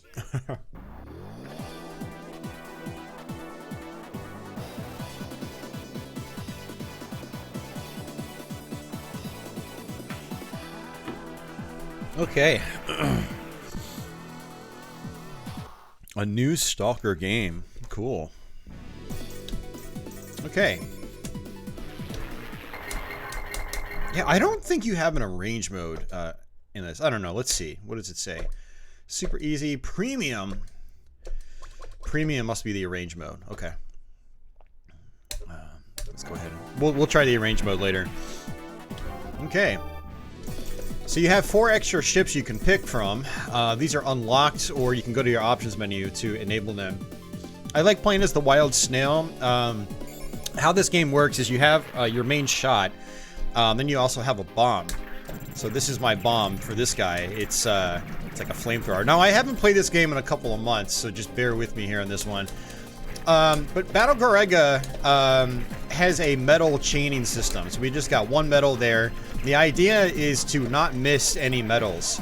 That was a power-up. And as you can see, you can pick up little bomb icons on the playfield. And there's another medal. I got it. If the medal goes off the screen, the medal values reset. And so you don't want to miss any medals. And that's where most of your score comes from in this game. I mean, aside from shooting stuff. But it's the medaling where your score really starts to snowball. So we'll see if I can medal. So there's another medal. That was an option power-up, so I didn't really need that. Now, your rank difficulty also increases based on how many times you shoot, how many power-ups you get, so on and so forth. So one of the other things about Battle Garegga is you don't want to be constantly holding down the fire button when you don't need to, because that actually has an effect on rank as well. And it's like everything you do in the game affects the overall difficulty of the game.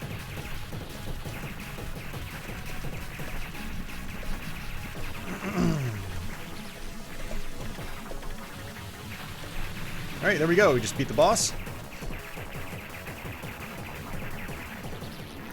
Captain Skyhawk, yeah. And 1942, yeah. Yeah, we actually played a little bit of Captain Skyhawk, I think, on an NES variety stream a few months back. Alright, so there's a little trick here I'm going to try to do. You can make these flamingos appear, and they actually give a ton of points. But I need my bombs to do that. It's right here. And you want to use your bombs on these flamingos.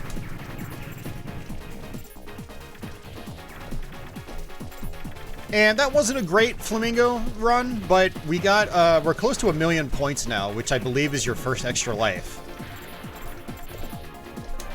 There we go, we're still medaling. So the medals are worth 2,000 now. They're going to just keep going up as long as I don't lose them or miss them. 3,000.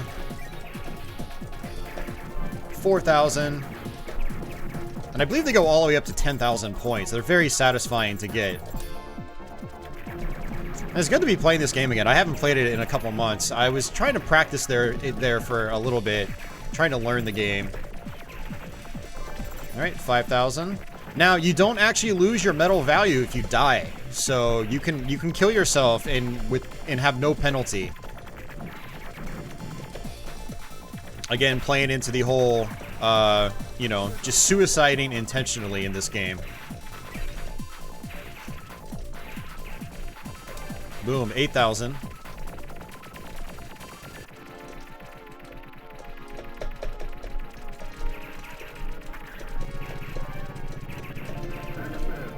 Yes, max medals, look at that. Very satisfying.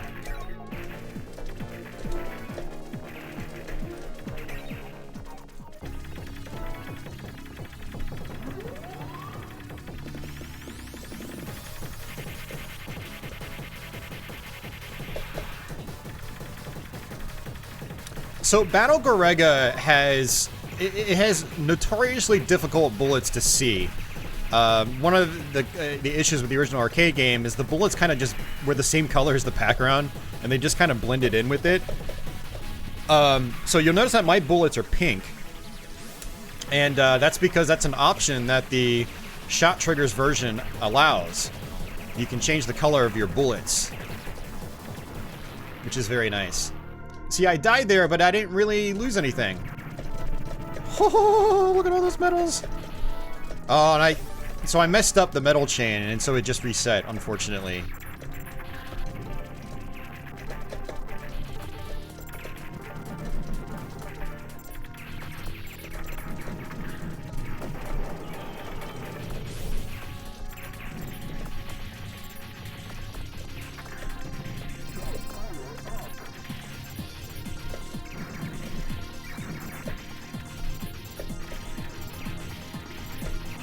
Yeah, what's also nice about this game is it's not really a bullet hell like a lot of cave games are. So, oh, I just missed a medal, so that's gonna reset my value. So, yeah, it's really refreshing coming and playing a game like this. Now, don't get me wrong, this game is still insanely difficult, but for, I think, very different reasons than, you know, Ketsui is difficult.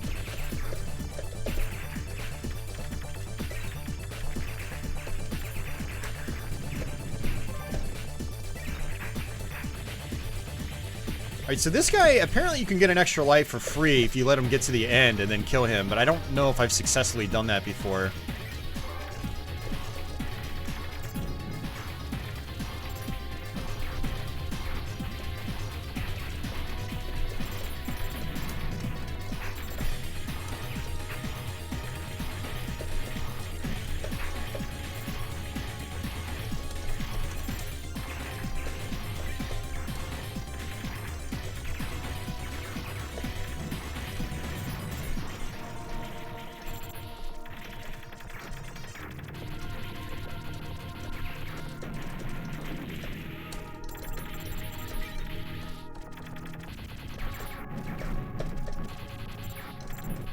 Now, I don't know where he stops.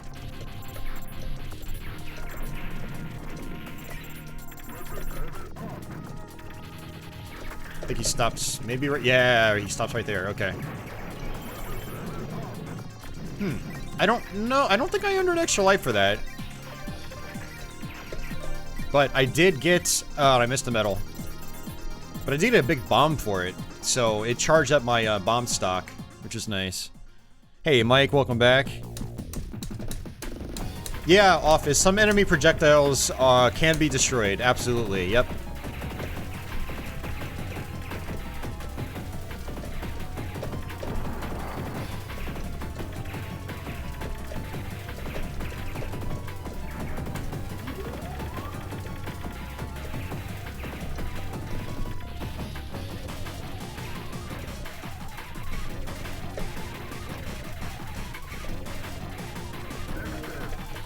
I got an extra life.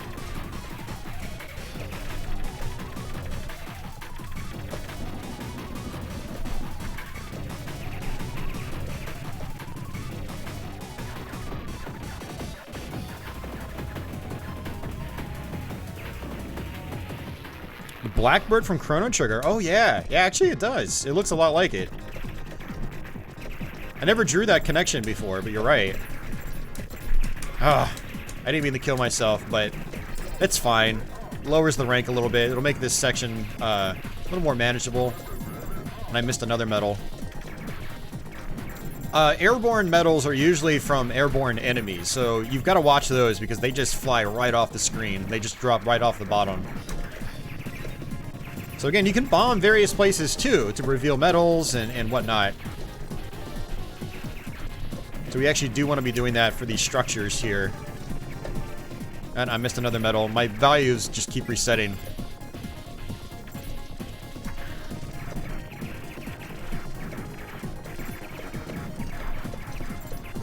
Alright, there's one.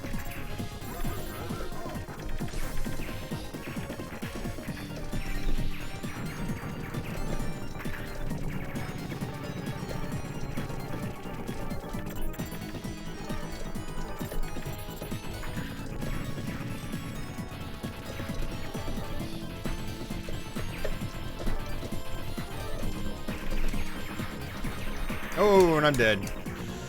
It's okay. Again, like, dying in this game, there's not really any penalty. You don't lose your medal chain. You know, you might downgrade a little bit in power-ups. It's not really a big deal. But the big takeaway from it is you lower the difficulty.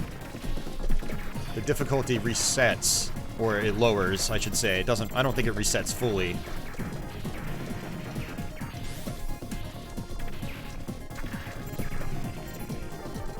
Alright, building our medal value a little bit. We're at 700 points per medal.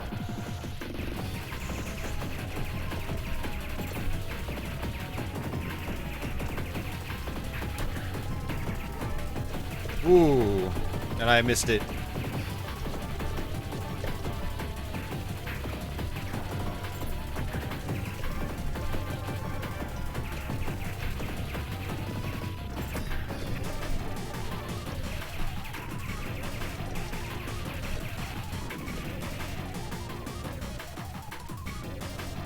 Now you can also change the setup of your pods. I didn't explain that.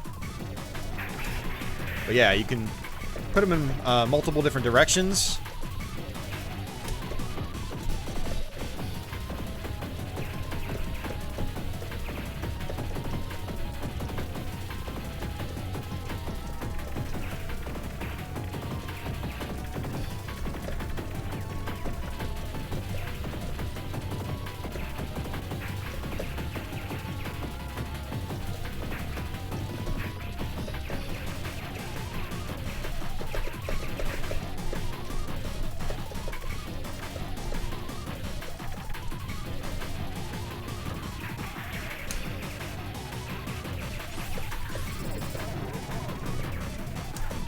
Whoa. See ya, Mark. Take care. Yep. I've got actually multiple playthroughs of Zexus on my channel. That was a favorite growing up. Still is a favorite on NES.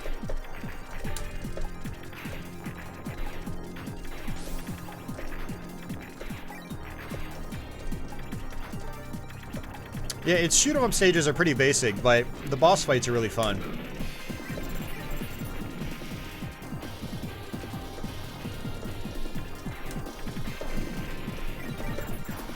Alright, so I'm on my last life. I really need to score well if I'm going to get another one.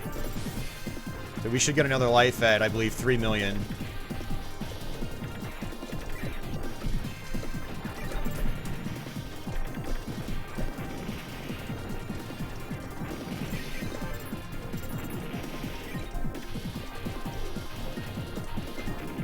Oh, that's game. Oh, we were coming back really quick.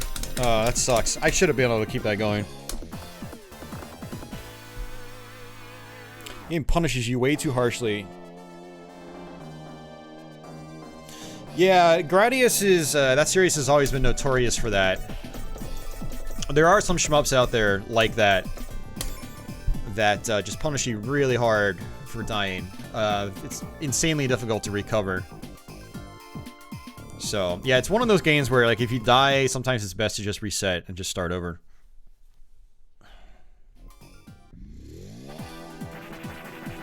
Yeah, that was, oh, man, what's the name? I know exactly what you're talking about, Office. It's Aegis Wing. I think that's what it was. It wasn't very good. But, yeah, I do remember when that game came out.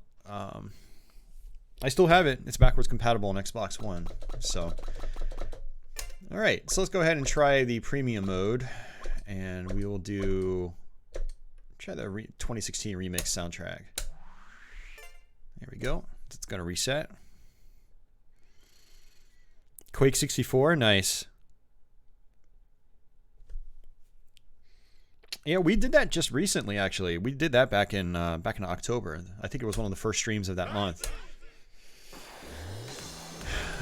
I'm glad I finally got that one knocked out of the way, because a lot of people kept asking for it.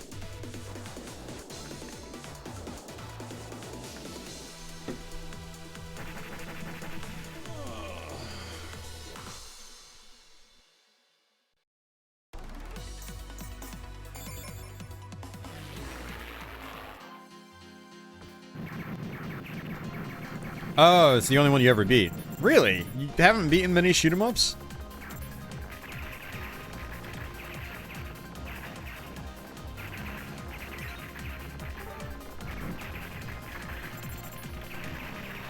Yeah, and Aegis Wing is like, to me, it's one of the worst you can play. It's so boring and tedious. I mean, it was nice that it was a free game, but it just wasn't exciting in the slightest. You've only ever played a small handful. You should change that. You should play some shoot-'em-ups, Office. It'll help you work on your old eye-hand coordination skills. This is the genre to do that. Favorite run and gun style game? It would be Contra on NES. Yeah, Contra on NES. Definitely. I love that game. Alright. Think about busting out Raystorm. Yeah, why not? Raystorm's awesome. Okay, so what I'll do is I will play with a different ship this time. Now, I don't know what the deal is with this premium mode. I don't know what the difference is. Oh, it's got the auto fire rate set high. So something I didn't mention is you can actually set your auto fire rate manually by tapping the button as quickly as you can or as slow as you want, and then the game will just set the auto fire to that. It's a little confusing, but you know.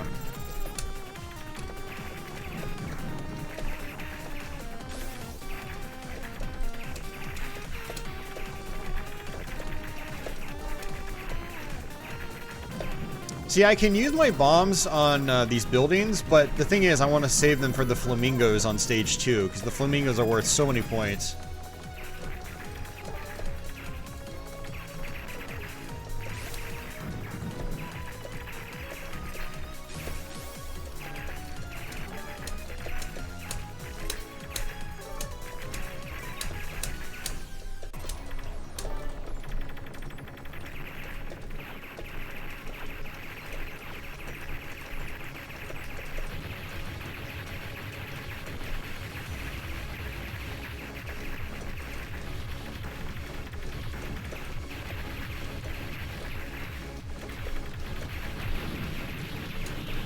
Now, you do get more points for busting off the various parts, so it is good to try to destroy all the parts on a boss.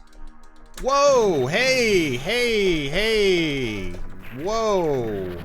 Okay, so they rearranged the stage layouts, or stage progression. I did not know that. Okay, this is throwing me off now. This is normally a later stage in the game.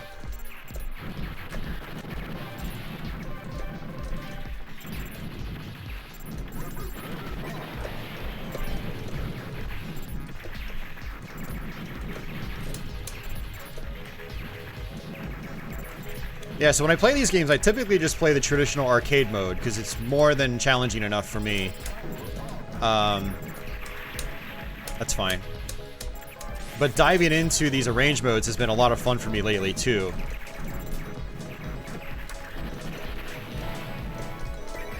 I think I just reset my chain. Nope, it's still fine.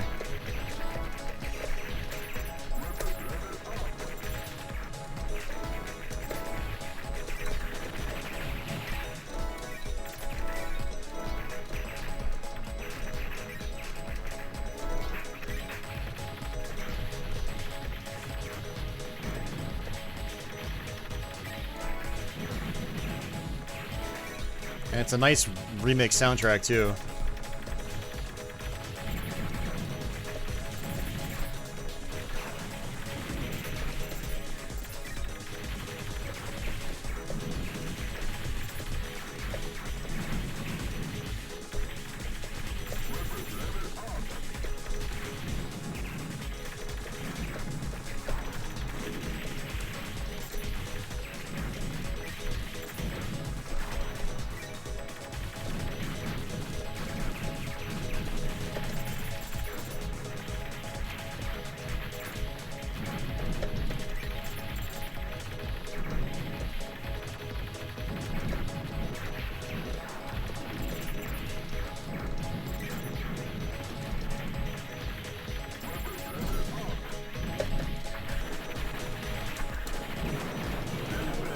Yeah, okay, I got it. I got an extra life.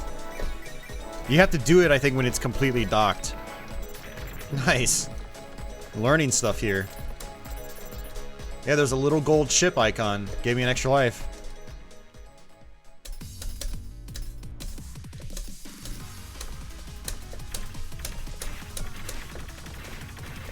Yeah, speaking of Contra, I need to go back and work on Contra 3 again. I need to make that Let's Play happen very soon. I worked on it a couple years ago, beat the game for the first time, but never went back to it.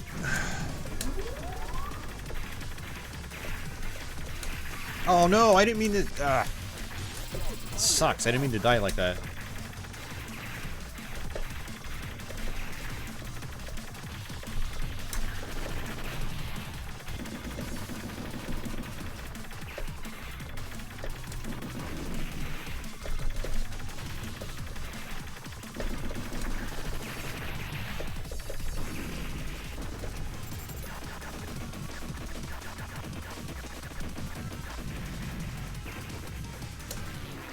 Contra Force? Contra Force is... I mean, it's not really a Contra game. It wasn't developed as a Contra game.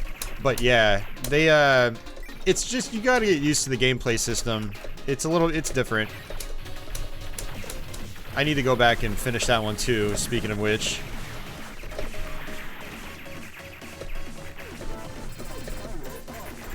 Yeah, no flamingos. Well, actually, we might be able to get them.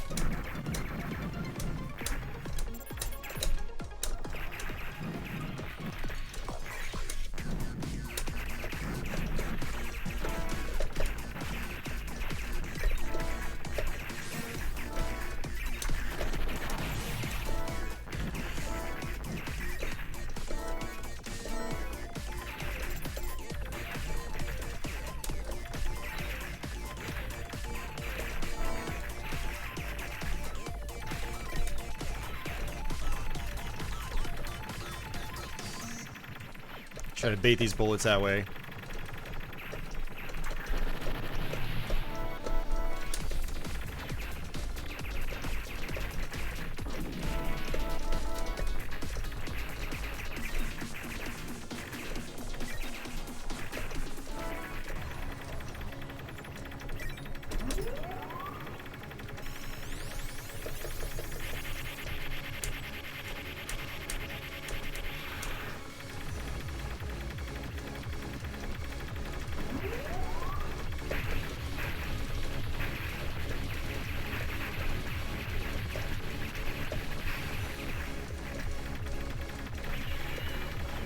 Whoa, I wasn't paying attention.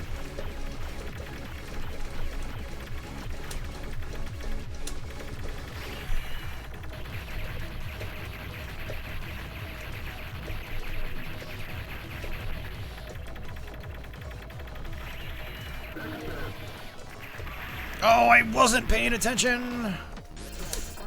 I died to that bullet right as I beat the boss. And there was a missile recharge, which would have been really good to have for this level. But actually, I mean, technically by dying, I did get a missile recharge. Because you do get your missiles back. Oh, I either tapped the button very lightly, or there's an auto bomb system in place now.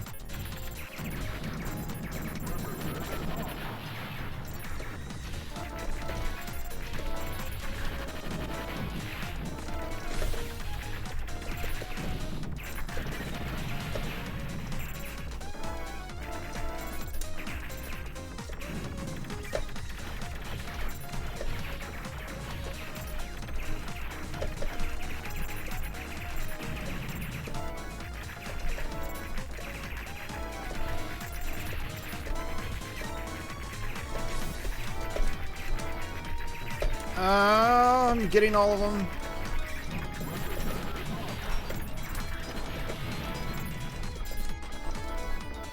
Whew.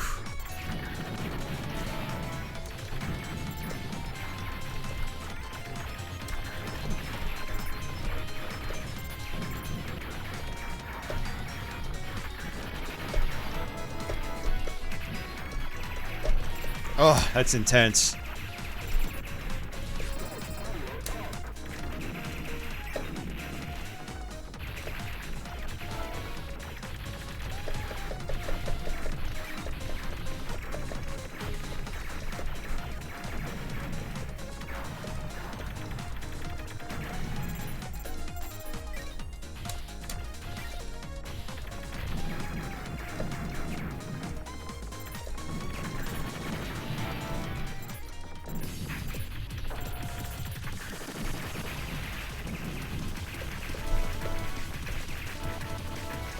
And that's my metal chain. It's gone.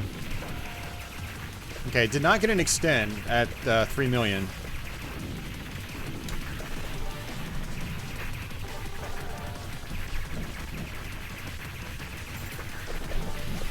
I think the medals on this mode, actually, they kind of like suck into you just a little bit. So they're easier to pick up.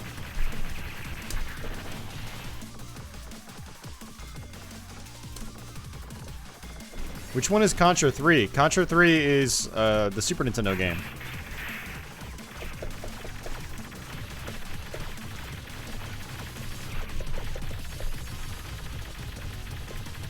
I'm gonna try to just go for the core. Not break off all the parts. Actually, okay, yeah, we got it. Ooh, we got an extra life from that, okay. Yeah, Burai Fighter. I actually have a Let's Play of that on my channel. That game was honestly, that was kind of a pain in the ass to learn. It's a weird one.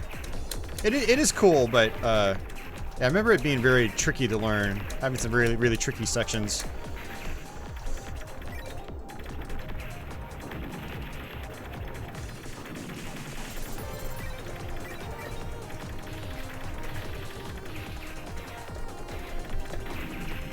Oh no, come on.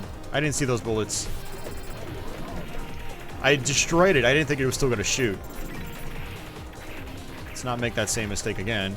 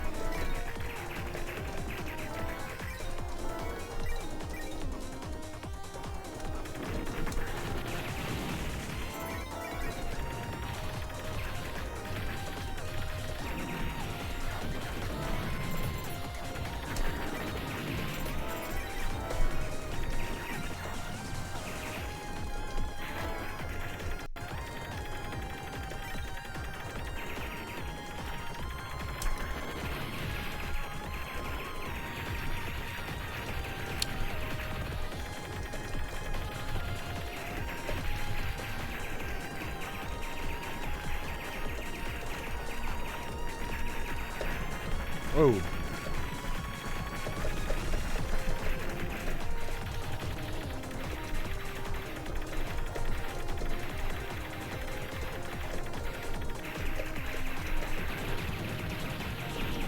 Nice.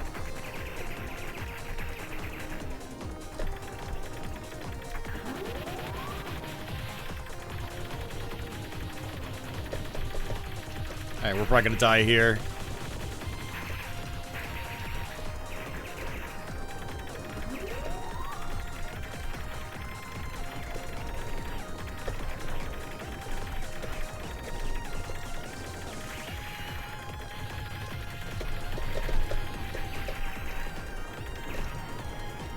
Oh, extra life. Nice. I almost missed it. I didn't see it.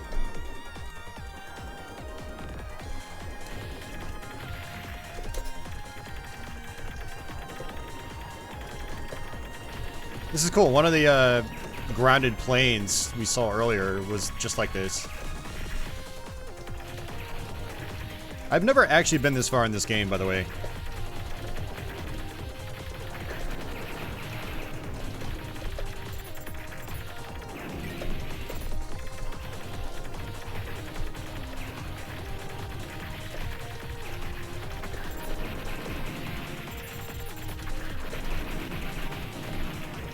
Yeah, so the farthest I've gotten on arcade mode is this level. Granted, we're on the premium mode right now, which is the arrange mode.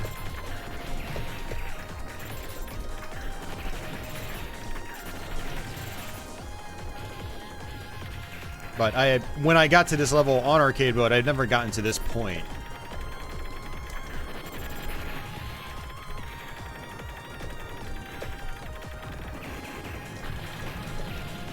Whoa, 2 extra lives.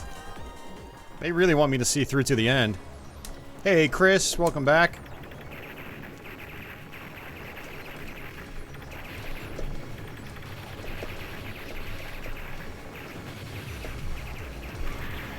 Whoa, what did I get hit by?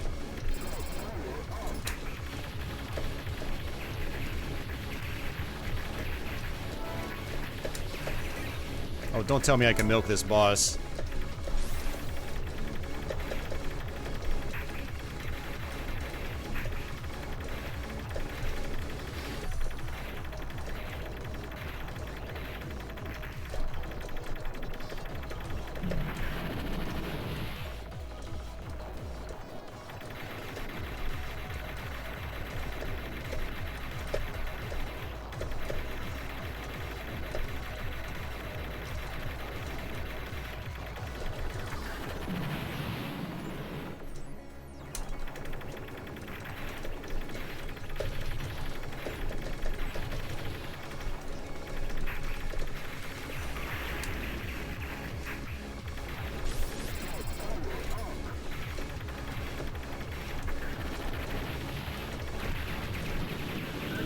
Another extend.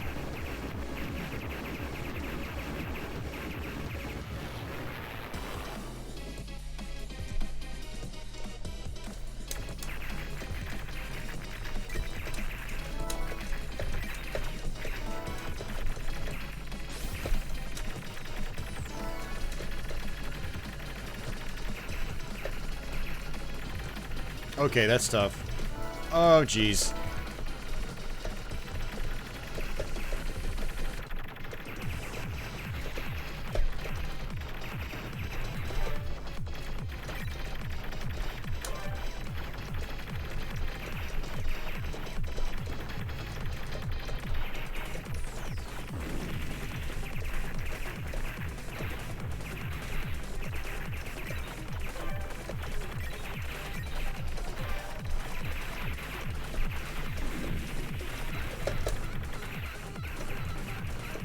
Thumping music.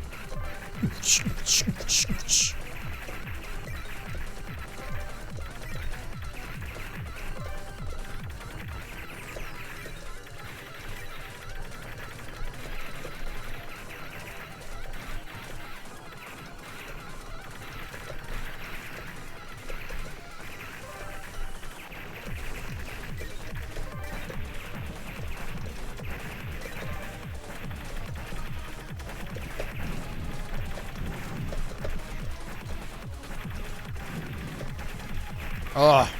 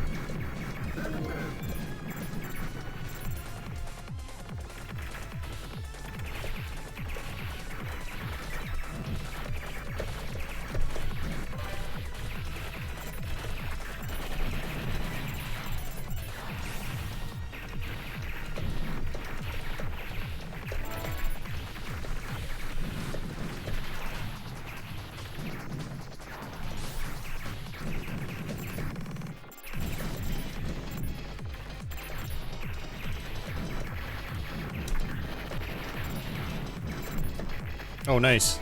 I didn't know about those.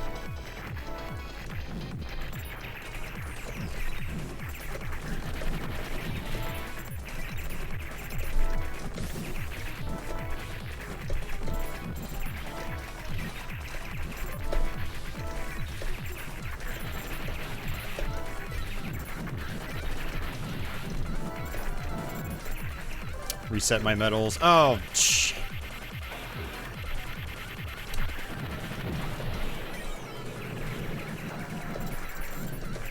This is a cool, I'm assuming, a last level. It's a pretty cool stage. I mean, it might not even be the last level, but it's pretty cool nonetheless.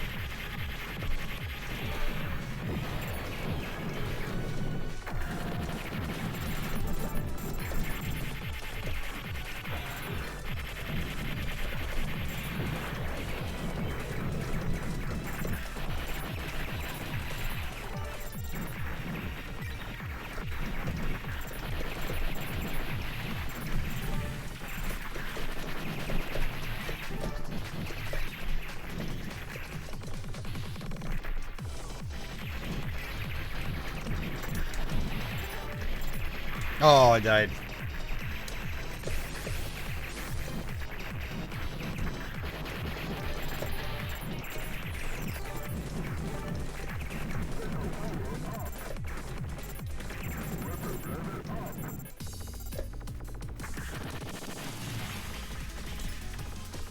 Yes, I have played Star Fox, yep. Mostly just Star Fox and Star Fox 64.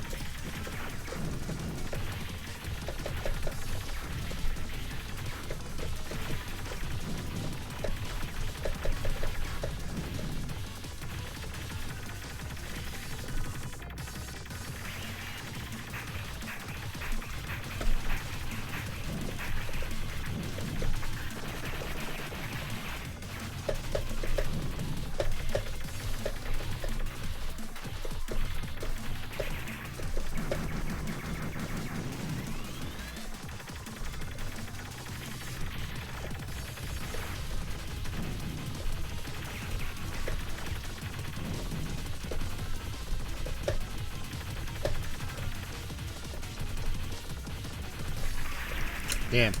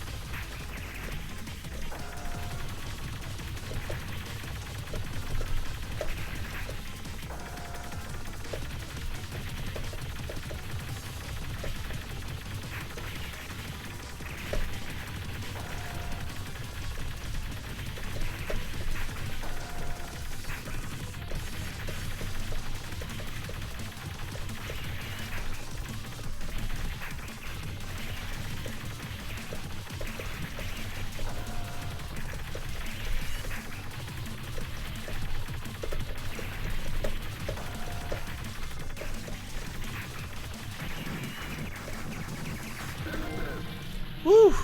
Wow, there's more. Holy crap. This game is crazy. I had assumed with how long that was taking, that might have been the final boss.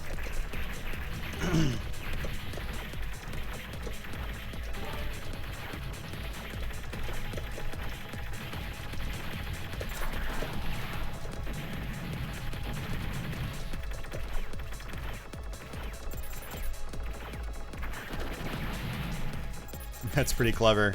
You slow it down. I love attention to detail like that in shoot 'em ups.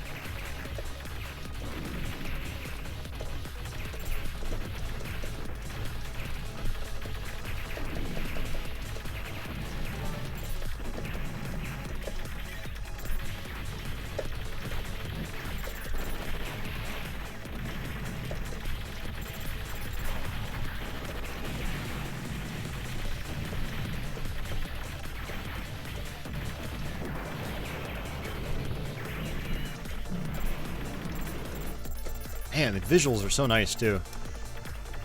Really great looking game for the mid-90s, mid to late 90s.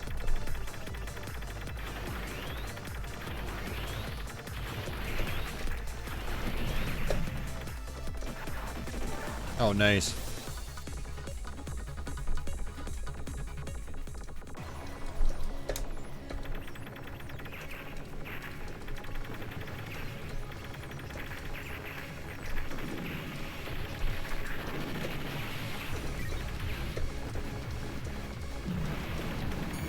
This guy again.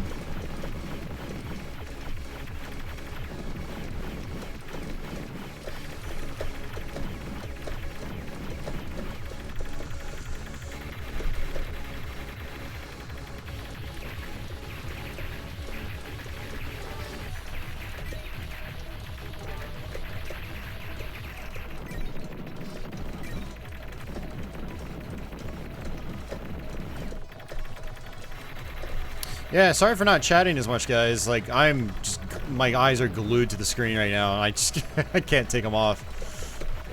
Ah.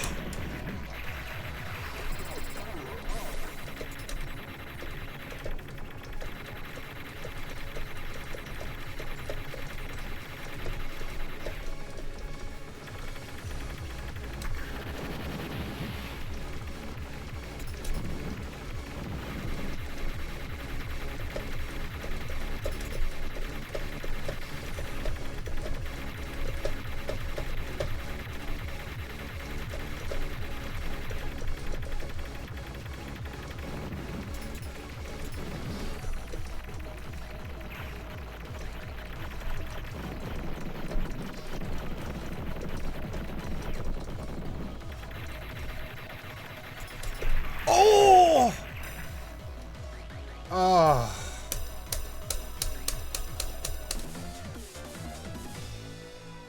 I was not expecting him to wave around like that. That's, I'll take it though. I've never seen that far into the game. That was cool. Whew. Yeah, the game doesn't punish you when you die. Yeah, and like I explained earlier, yeah, this game doesn't have a checkpoint system like Gradius does.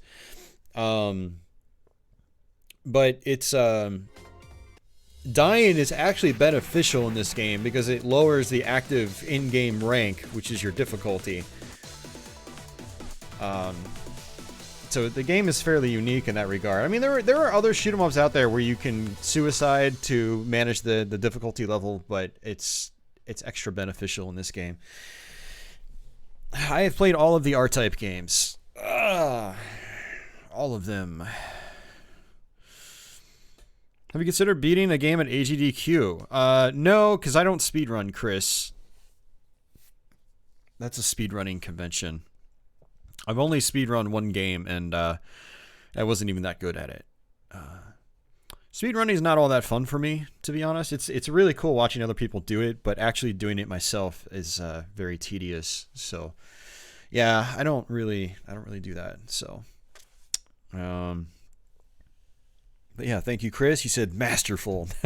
There were some pretty good dodges there. I mean, I'm not trying to sound douchey, but there was some pretty intense stuff later on in the game there that I had never seen before. So, yeah, we were keeping it alive, which is cool. Keeping it going. So, all right, that's pretty much all there is to show with Battle Garegga. I'm not going to do a third run, so let's go ahead and just exit out. You know, you do have the Saturn soundtrack and whatnot, but we're not going to play that. So, I'm going to have to fire up my Xbox One now. So let's go ahead and shut off my console. So I'm going to have to use the same power cable. Hey, Burley! You missed a whole bunch of stuff. We just had a really good run on Battle Garegga's arrange mode. Played Esperate a couple times, played Ketsui a couple times. Now we're going to fire up Dangun Feveron, which will be our last one. Because that's all the ones I have. Alright, I hear you, Office. Although this next game might wake you up. Can you feel it? Ugh. Alright.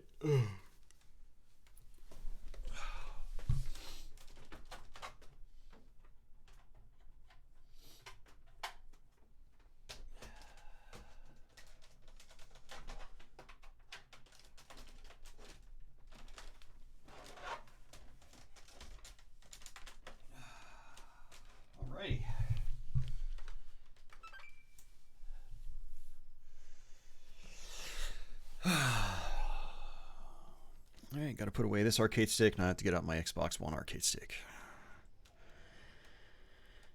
Maybe you'll stick around for a little more. Don't feel pressured.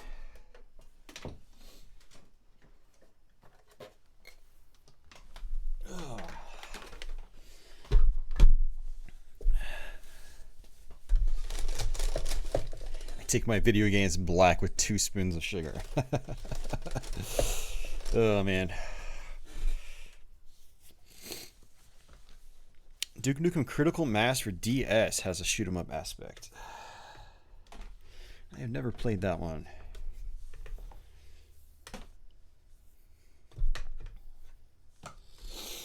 Yeah, and I hope Microsoft's next console loads faster than the Xbox One does. You know, I love the console, but there are some aspects of it that are just really kind of bad.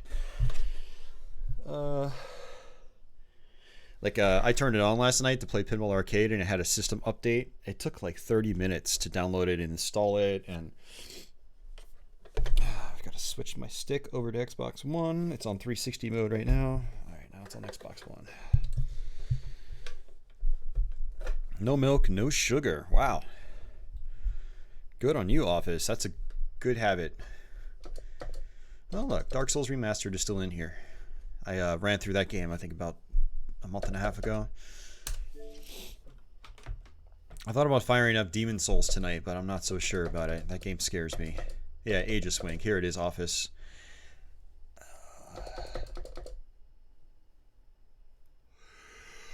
Oh, man. Must be down in the ends. Yeah, see, I've got Battle Garegga for Xbox One. I did double dip on that. And here it is, Dangun Feveron.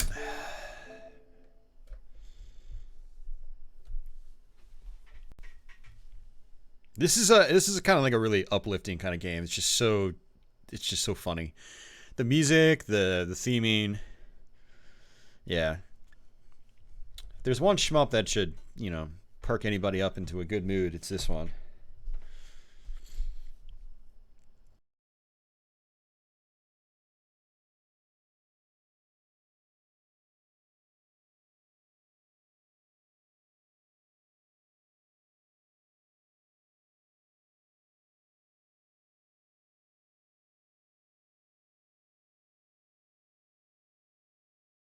Yeah, Office, I don't remember Age of Swing being very difficult at all. I remember the bullet patterns being very simplistic and whatnot. I'm actually kind of curious. No one plays the Xbox One version of this game. I put a couple hours into it one day, and I got really high in the leaderboards. All right.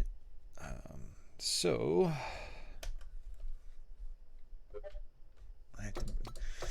using a different stick now, so we have to change the rotation back.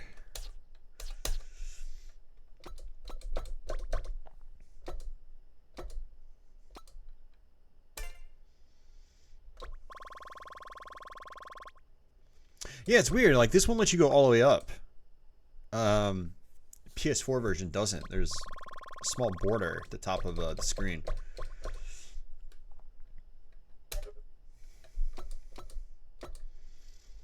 Okay. Yeah, and everything's pretty much just, you know, settings are normal. Ranking viewer. Let's see. Arcade.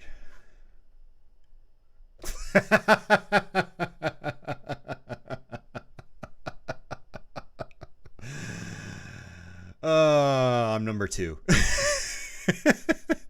That's how few people play this game on Xbox One. I'm number 2 on the worldwide leaderboards. Actually, I think these aren't worldwide. I think they're just North America. But yeah, like, no one bought these games on Xbox One. It's really sad. So, yeah, because nobody bought them, M2 stopped porting them to Xbox completely. Very, very sad. So Xbox is my preferred platform, is my main modern system this generation. So I bought my expensive arcade stick for Xbox One. You know, but yeah, the genre just doesn't do very well and it does, I think, the worst on Microsoft's console. So no more shot triggers on Xbox One. All right, so let's change the music, put it back to arcade. You have a bunch of different versions on here too. Very unwieldy. It was a cool peripheral though. Like some of those Super Scope games were actually really solid. God, what the hell were they? Battle Clash and Falcon's Revenge. Was it Falcon's Revenge? I don't remember. But yeah, both Battle Clash games are really awesome. Look at those disco balls in the background. That's hilarious. I've never noticed those before. Oh yeah, I also need to oh man, I always play rotated, so I don't see any of this stuff. Yeah, let me make sure all the guides are on and everything so you guys can see those. Yeah, turn those gadgets on. All right. Oh, actually yeah, it's such a fun game.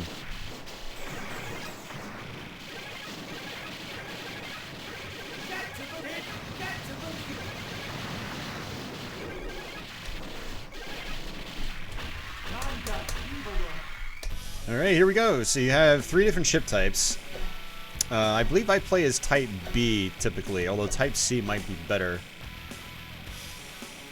And then you have 4 or 5 different speed settings. And in this game, believe it or not, you actually kind of want the fastest speed setting. Speaking of unwieldy, the fastest settings are very, very tricky to deal with. We'll do lock on type. And let me do the 3rd speed because I haven't played this in a while, so. It's my favorite beat 'em up style game. I'd say the first final fight. Yeah, very fast here. So the idea is to grab your little disco dudes and don't miss them. You want to grab every single one. So what happens is when they get to the bottom of the screen, they bounce back up towards the top. And when they go off the top of the screen, you lose your chain.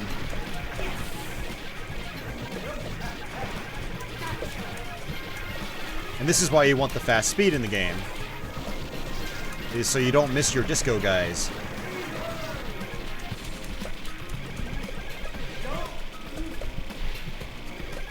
Hey, it's been a few months since I played this, but man, this game actually gets really fun when you just get into it.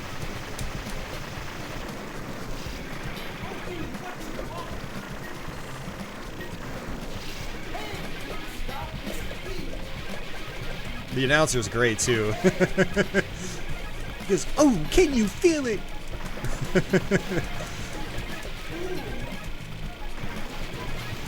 Now, I think more disco guys drop when you get closer to enemies. So if you get up in point blank, then they should give you more.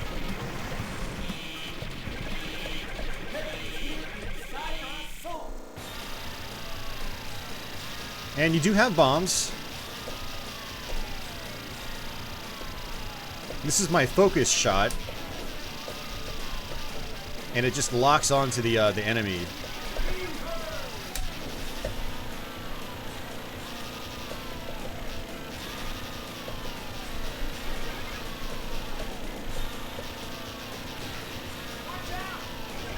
Oh, it's fine. Just get the disco guy. Not a big deal.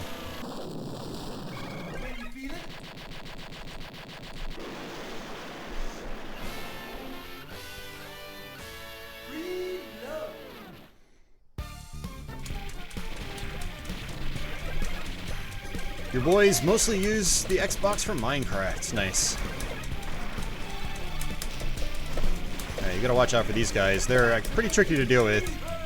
You want to get rid of them as fast as you can.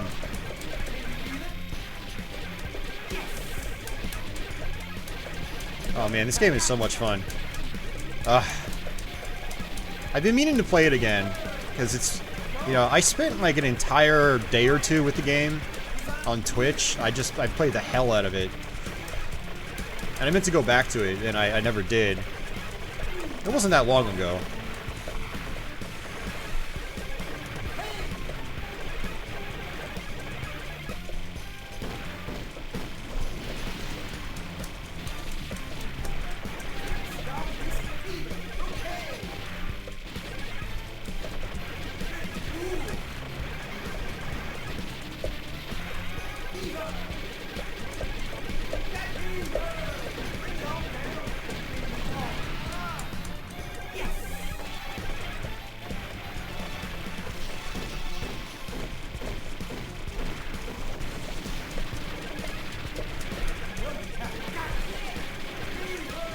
Man, now that we're this far into the stream, I want to play Esperate again.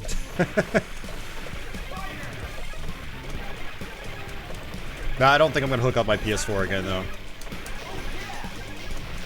So I do want to do some other things later tonight on Twitch. Well, later tonight. I should say, like, later this morning. Like I said, I had thought about starting another game on Demon's Souls. I don't know. Oh, game over. Wow. We only got the stage 2. That's terrible. That's really bad. No! Alright, Office. Take care, dude. Yeah, sleep well, man. Yeah, I can't... Yeah, it's really late. I should know better. Normally when like... If I streamed at my regular time, it would be close to midnight right now. But, you know, I didn't start till 1 a.m. because I overslept like crazy.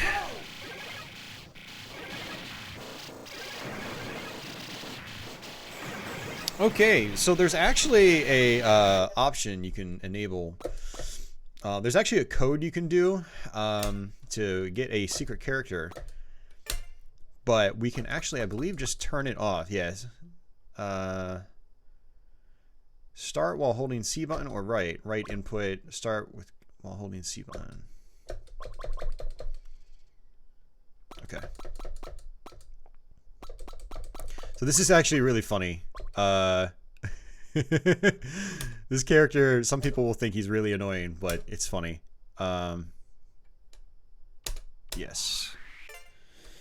I played a little bit of Maximum Carnage, not a lot. It didn't really jive with me all that well. I had played so many other high-quality beat-em-ups that it just kind of didn't really do it for me. I do want to revisit it, because I know people want to see me play that. A lot of people have mentioned it before. Okay. Let's see. There we go. Okay, so we've got this hidden character now who moves insanely fast, but is also insanely powerful, and it, for some people, is going to be insanely annoying.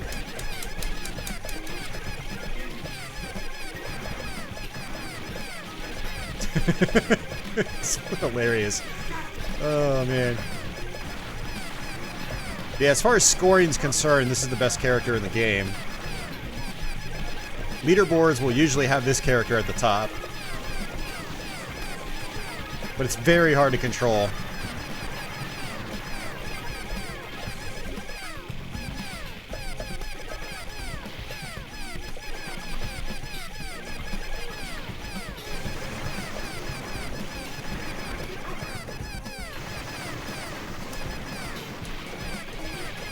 That's right, it's got 3 shot styles.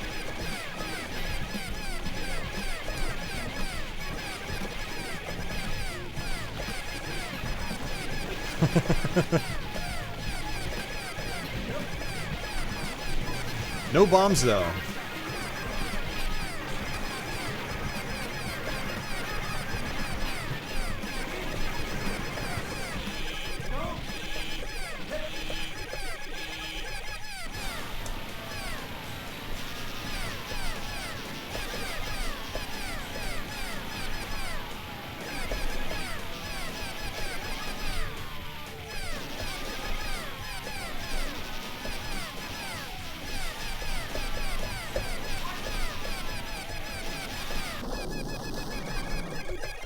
There we go.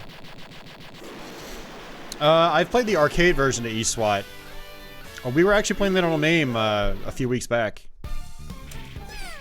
Like, coincidentally. Arcade version is a very tough game. This character is so fast. Oh, what the... Did I seriously run into a green bullet? The only bullet on the screen. Go figure.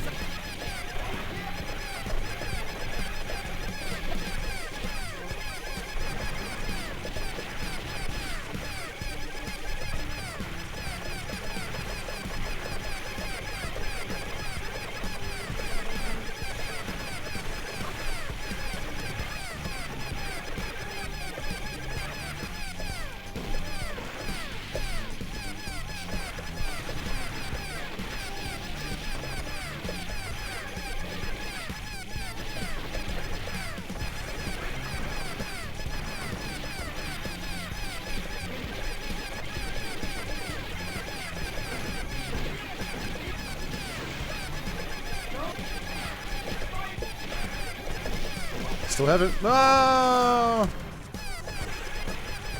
That's hard to deal with without a bomb.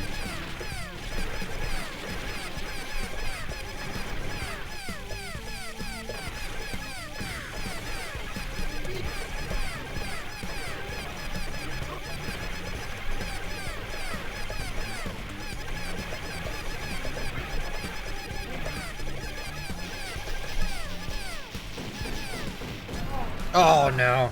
That might be game. Yeah, that's game. Jeez, we can't even get past the second level. It's terrible. Terrible, terrible, terrible. But yeah, this is definitely, the game is very unique with its movement speed and whatnot. So like you've really got to practice. So if I gave it a few more runs, it would start to click again. So what we're gonna do is we'll try the arrange mode.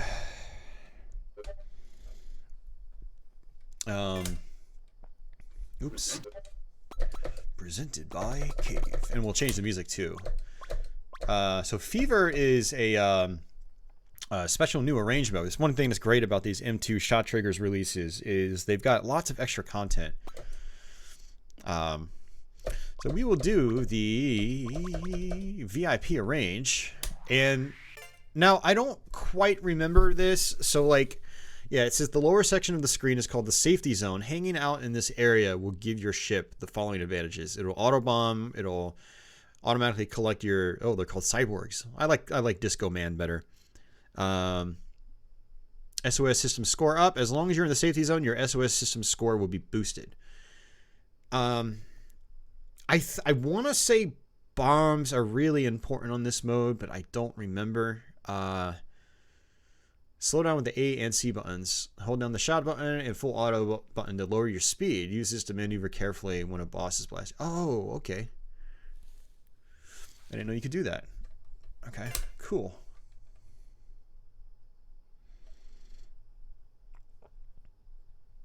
Mike goes, oh no, this is unpleasant. Yeah, I told you. They added it, so in the arcade version, I don't think you can disable its voice, but on this version, they enabled an option to just turn his voice off completely. It's pretty funny. It reminds you of something you play to annoy your wife. Oh, man. Dangun Feveron. Nice. I like how that sounds.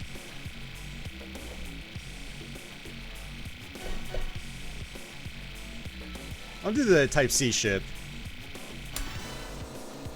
And lock-on type is my favorite. I always use that.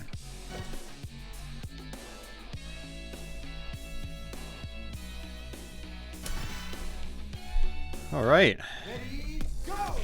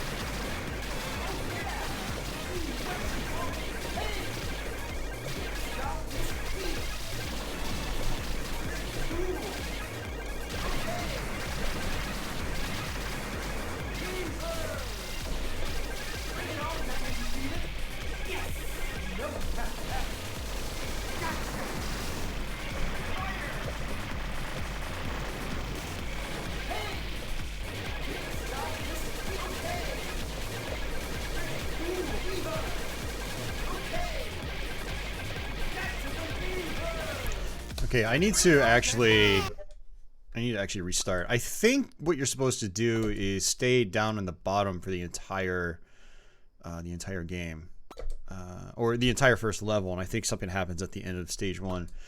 That's right. There is a reset button. Let's see what it is. What is my reset button? There it is. Okay, cool.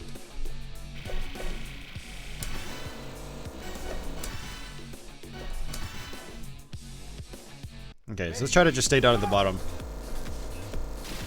I think I lost my safety zone by staying out of the safety zone.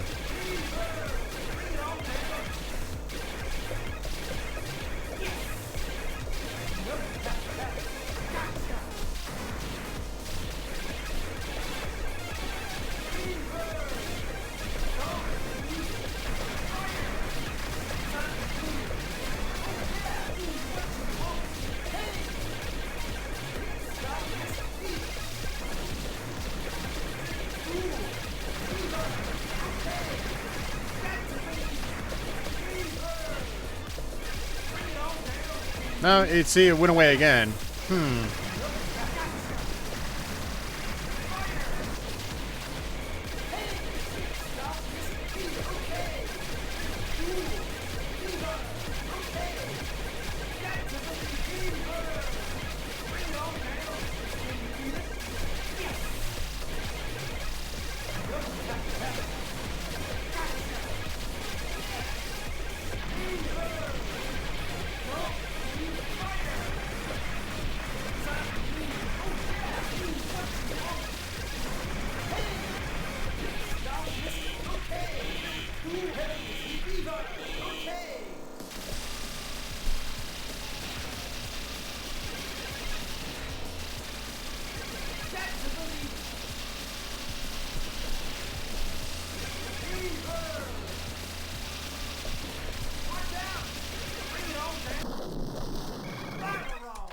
Extra life. Hey, Timu. Hey, Friggle D. Welcome back.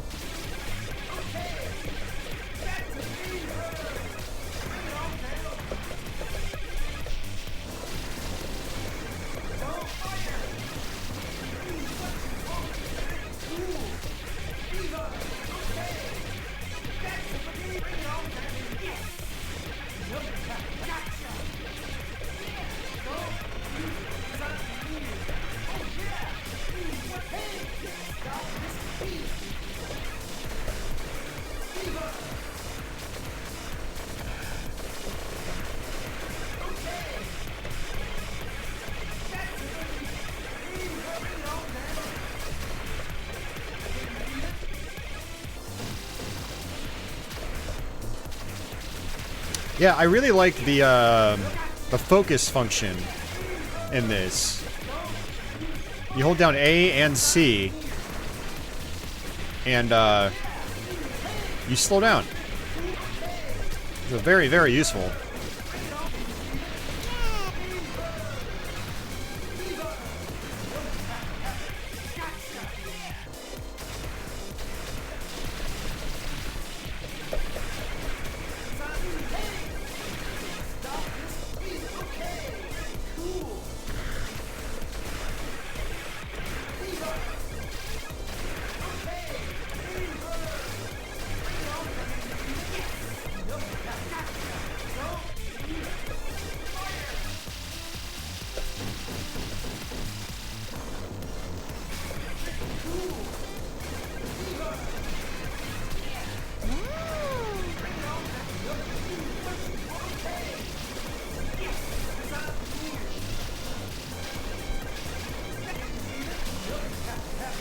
He goes, "Can you feel it?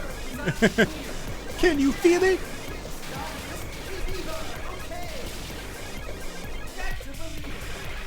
He goes, "You got to believe."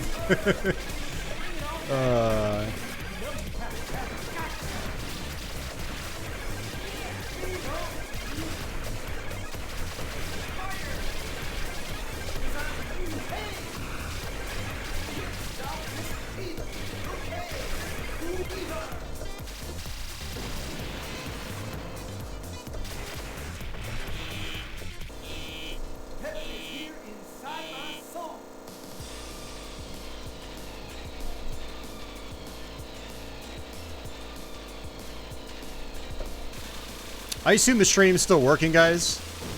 The YouTube viewer count just went back down to 0. That happened last week.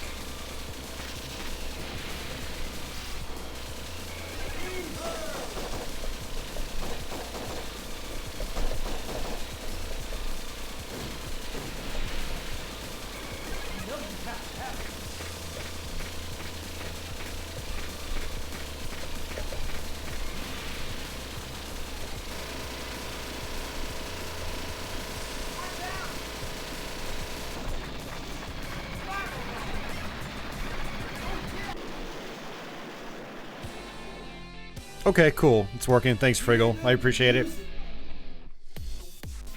I just want to make sure the stream is still up. I mean, whenever the viewer count drops to 0, it can sometimes indicate that my stream just dropped out completely.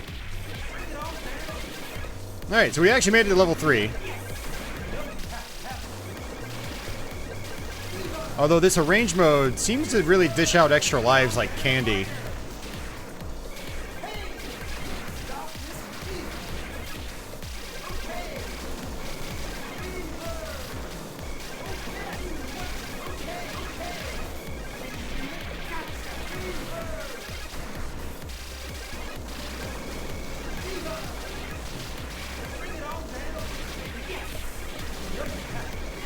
Yeah, I appreciate everyone that's hanging out and keeping me company while we do this.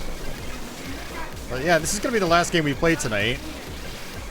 And the archives should probably be up hopefully in a few hours. And I'll definitely time code to each game. So if any of you guys want to come back later and check out the rest or check out what you missed, it will be here. So again, we played 4 games. We played Dangun Feveron here, S-Braid, Ketsui, and Battle Garegga. We had a really good session on Garegga, actually. I'd like to eventually get Maho Daisa Kusen, or whatever the hell it's called. But it's, I don't believe there's a physical version of it. I'm gonna have to look into it, but I don't think there's a physical version. So I would have to go onto the Japanese PlayStation Network store. But I don't really feel like creating a separate account, so I'm probably just not going to worry about it.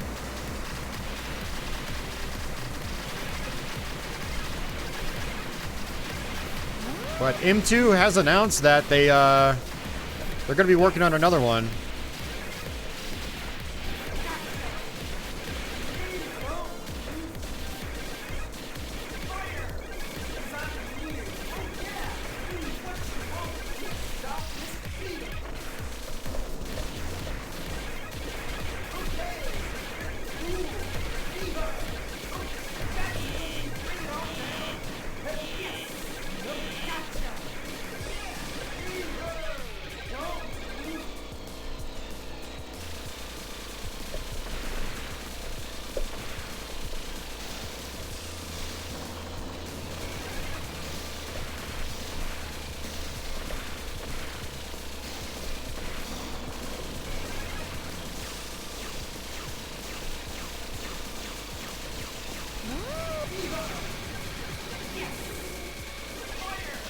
I think you're supposed to bomb, too.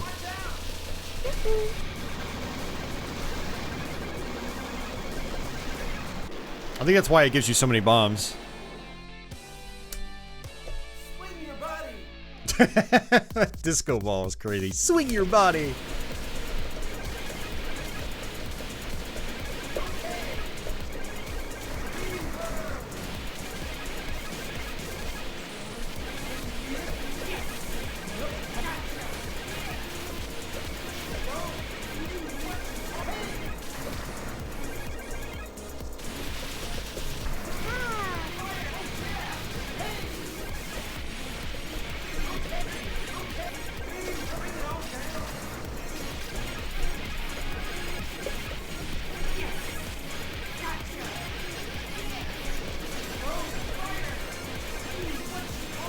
I love how the boxes on the right and left, they flash to the music.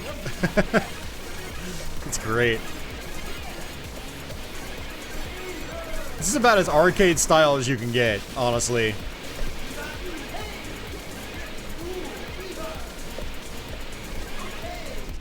Sensory overload.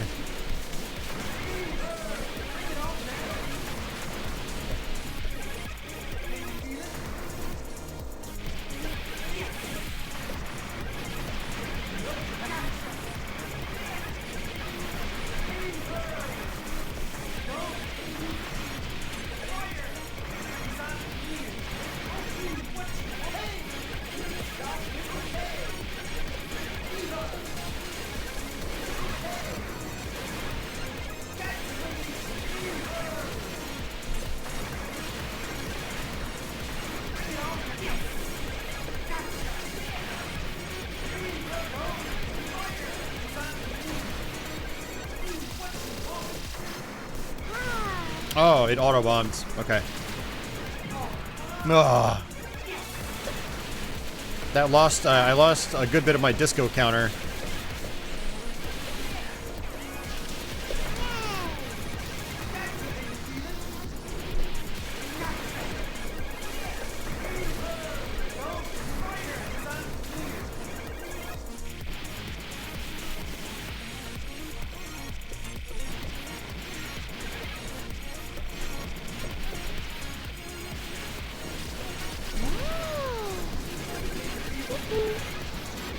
That auto-bombed. Ugh. It's getting tough. Very, very tough. Oh, I just died.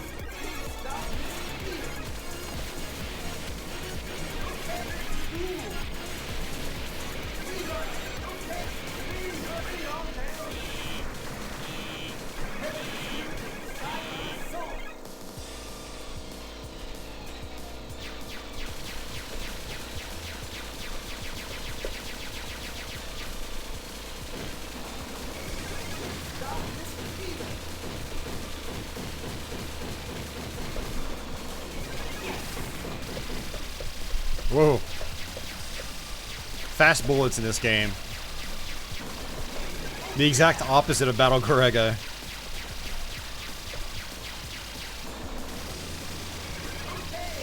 This original arcade game actually came out, I think, within a year of Battle Garegga. I want to say this was 97.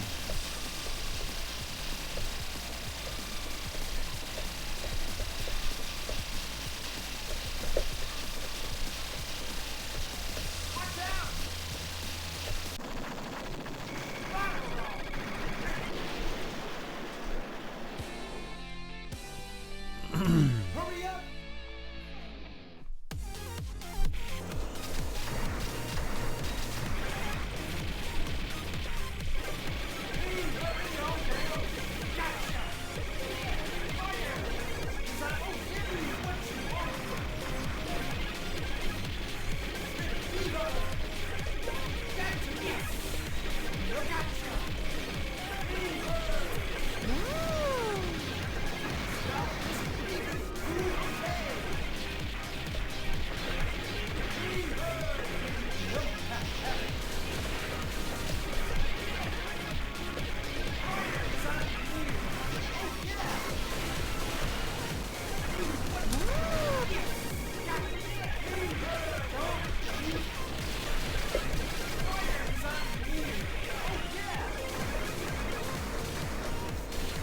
Music's so catchy too. I'm just like pounding my foot to it. My legs just bouncing up and down as I play.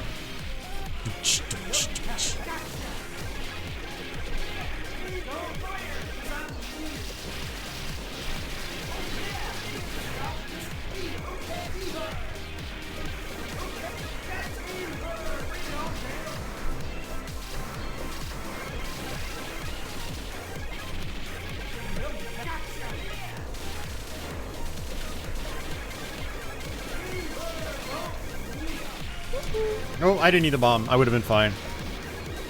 How do you shoot so fast like that? You just hold down the button. That's it. It's just got auto fire. It's very fast auto fire.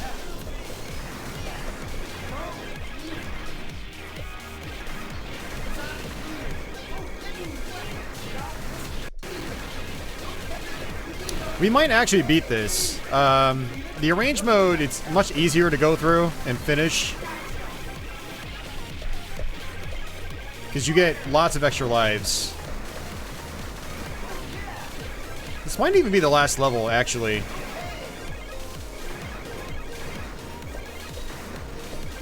I don't remember.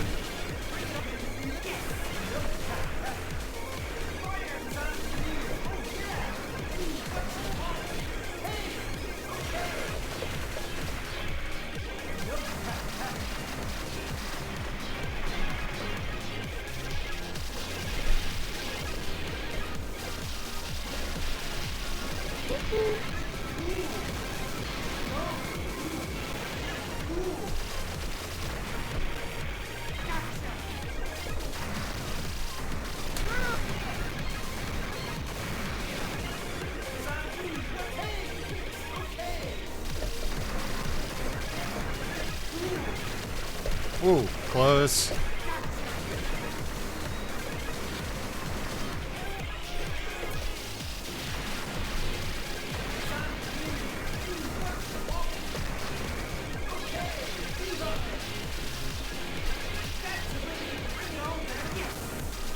Look at those tiles. It's disco tiles. Hey, Leo. Mechanized attack. I believe I have.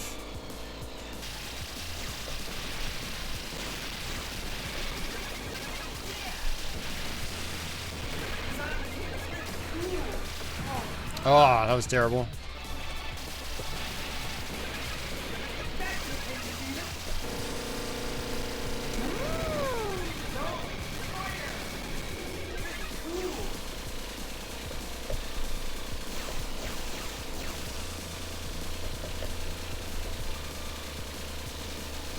Really love what they did with the boss music.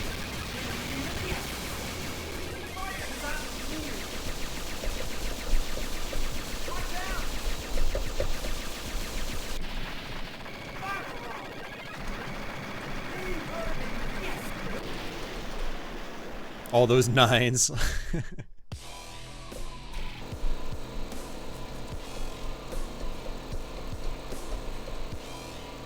Yeah, this is a true final boss, I'm pretty sure. Oops.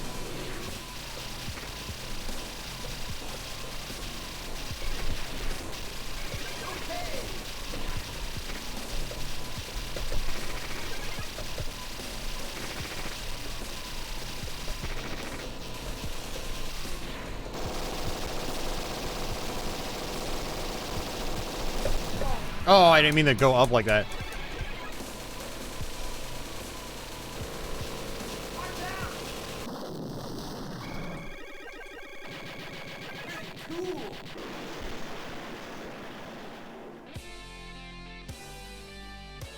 Yep, that's the last level.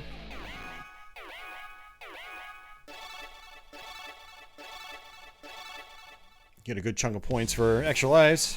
There we go. So we just beat the arrange mode. Got a 1 credit clear on it. It's not a very hard mode.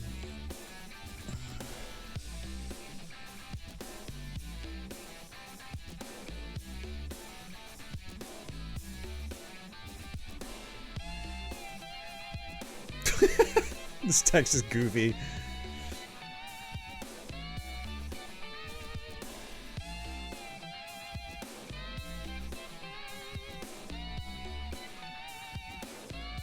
I have no idea what that just said.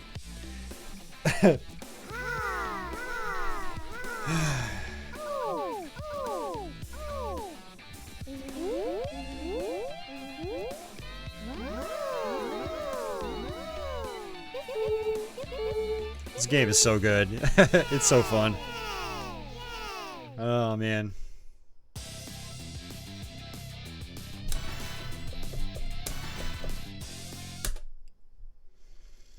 Yeah, so there's definitely a trick to that mode. I think you want to bomb intentionally to get, you know, more disco men. And there's more to it as well. Dangun Feveron. You're supposed to be able to, I think... I can't remember what it was. Ready,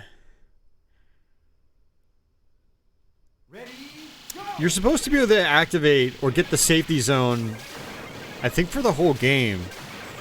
If you do something right on the first level. I don't remember what that is.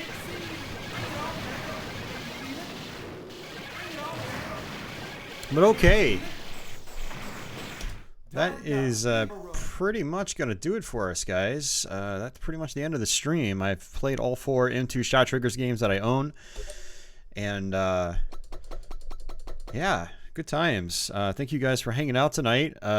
Sorry I started so late. Like I said, I just completely slept through. And I said, screw it. I'm just going to keep sleeping. So...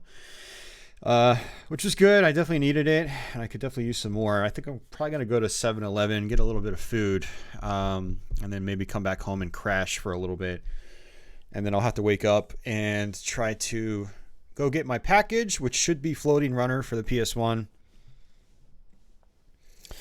So we'll try to stream that. Maybe next week I'll do a blind stream of it on Thursday. That could be fun. So, yeah, sorry, Leo. Yeah, you did miss it. I also started really late, so it's also kind of partially my fault. So, but, yeah, thank you guys for hanging out. It is much appreciated. And, yeah, so the archive should probably be up in a few hours. And I don't predict this one taking too long to process because it's just over 3 hours long. But yeah, good session, I think. We played some really solid games. Had some decent games as well on those games. And yeah, I hope you guys enjoyed it. yeah, check the time codes down below if you come back later. And I'll have each section time coded as usual. So watch out for that. But yeah, thanks again, guys. Thanks to everyone that did super chats as well. Massimo and Tony, thank you guys very much for that. They both did $5 tips. So thanks a lot. That helps out a ton. And yeah, that's pretty much it. I don't know if I'm going to do a Saturday stream today, or this week, sorry, but yeah, we'll see. We'll see how I feel. I might just stream on Twitch this weekend. But yeah, for anyone that also wants to keep up in the meantime with myself off YouTube, I do have Twitter, so feel free to check me out over there, say hello. And I do post some random updates and stuff like that. And I think that's pretty much going to do it for me. So thank you so much. I will see you soon. No Let's Play this weekend, by the way. That'll be next weekend. There will be a new video posted. And it's actually not even a Let's Play. It's a scripted video. So watch out for that. It's my first scripted video in a few months. So yeah, definitely watch out for that. I think it's a good one. So hopefully you guys enjoy that too. But alrighty, guys, that's gonna do it. I guess until the next one, take it easy.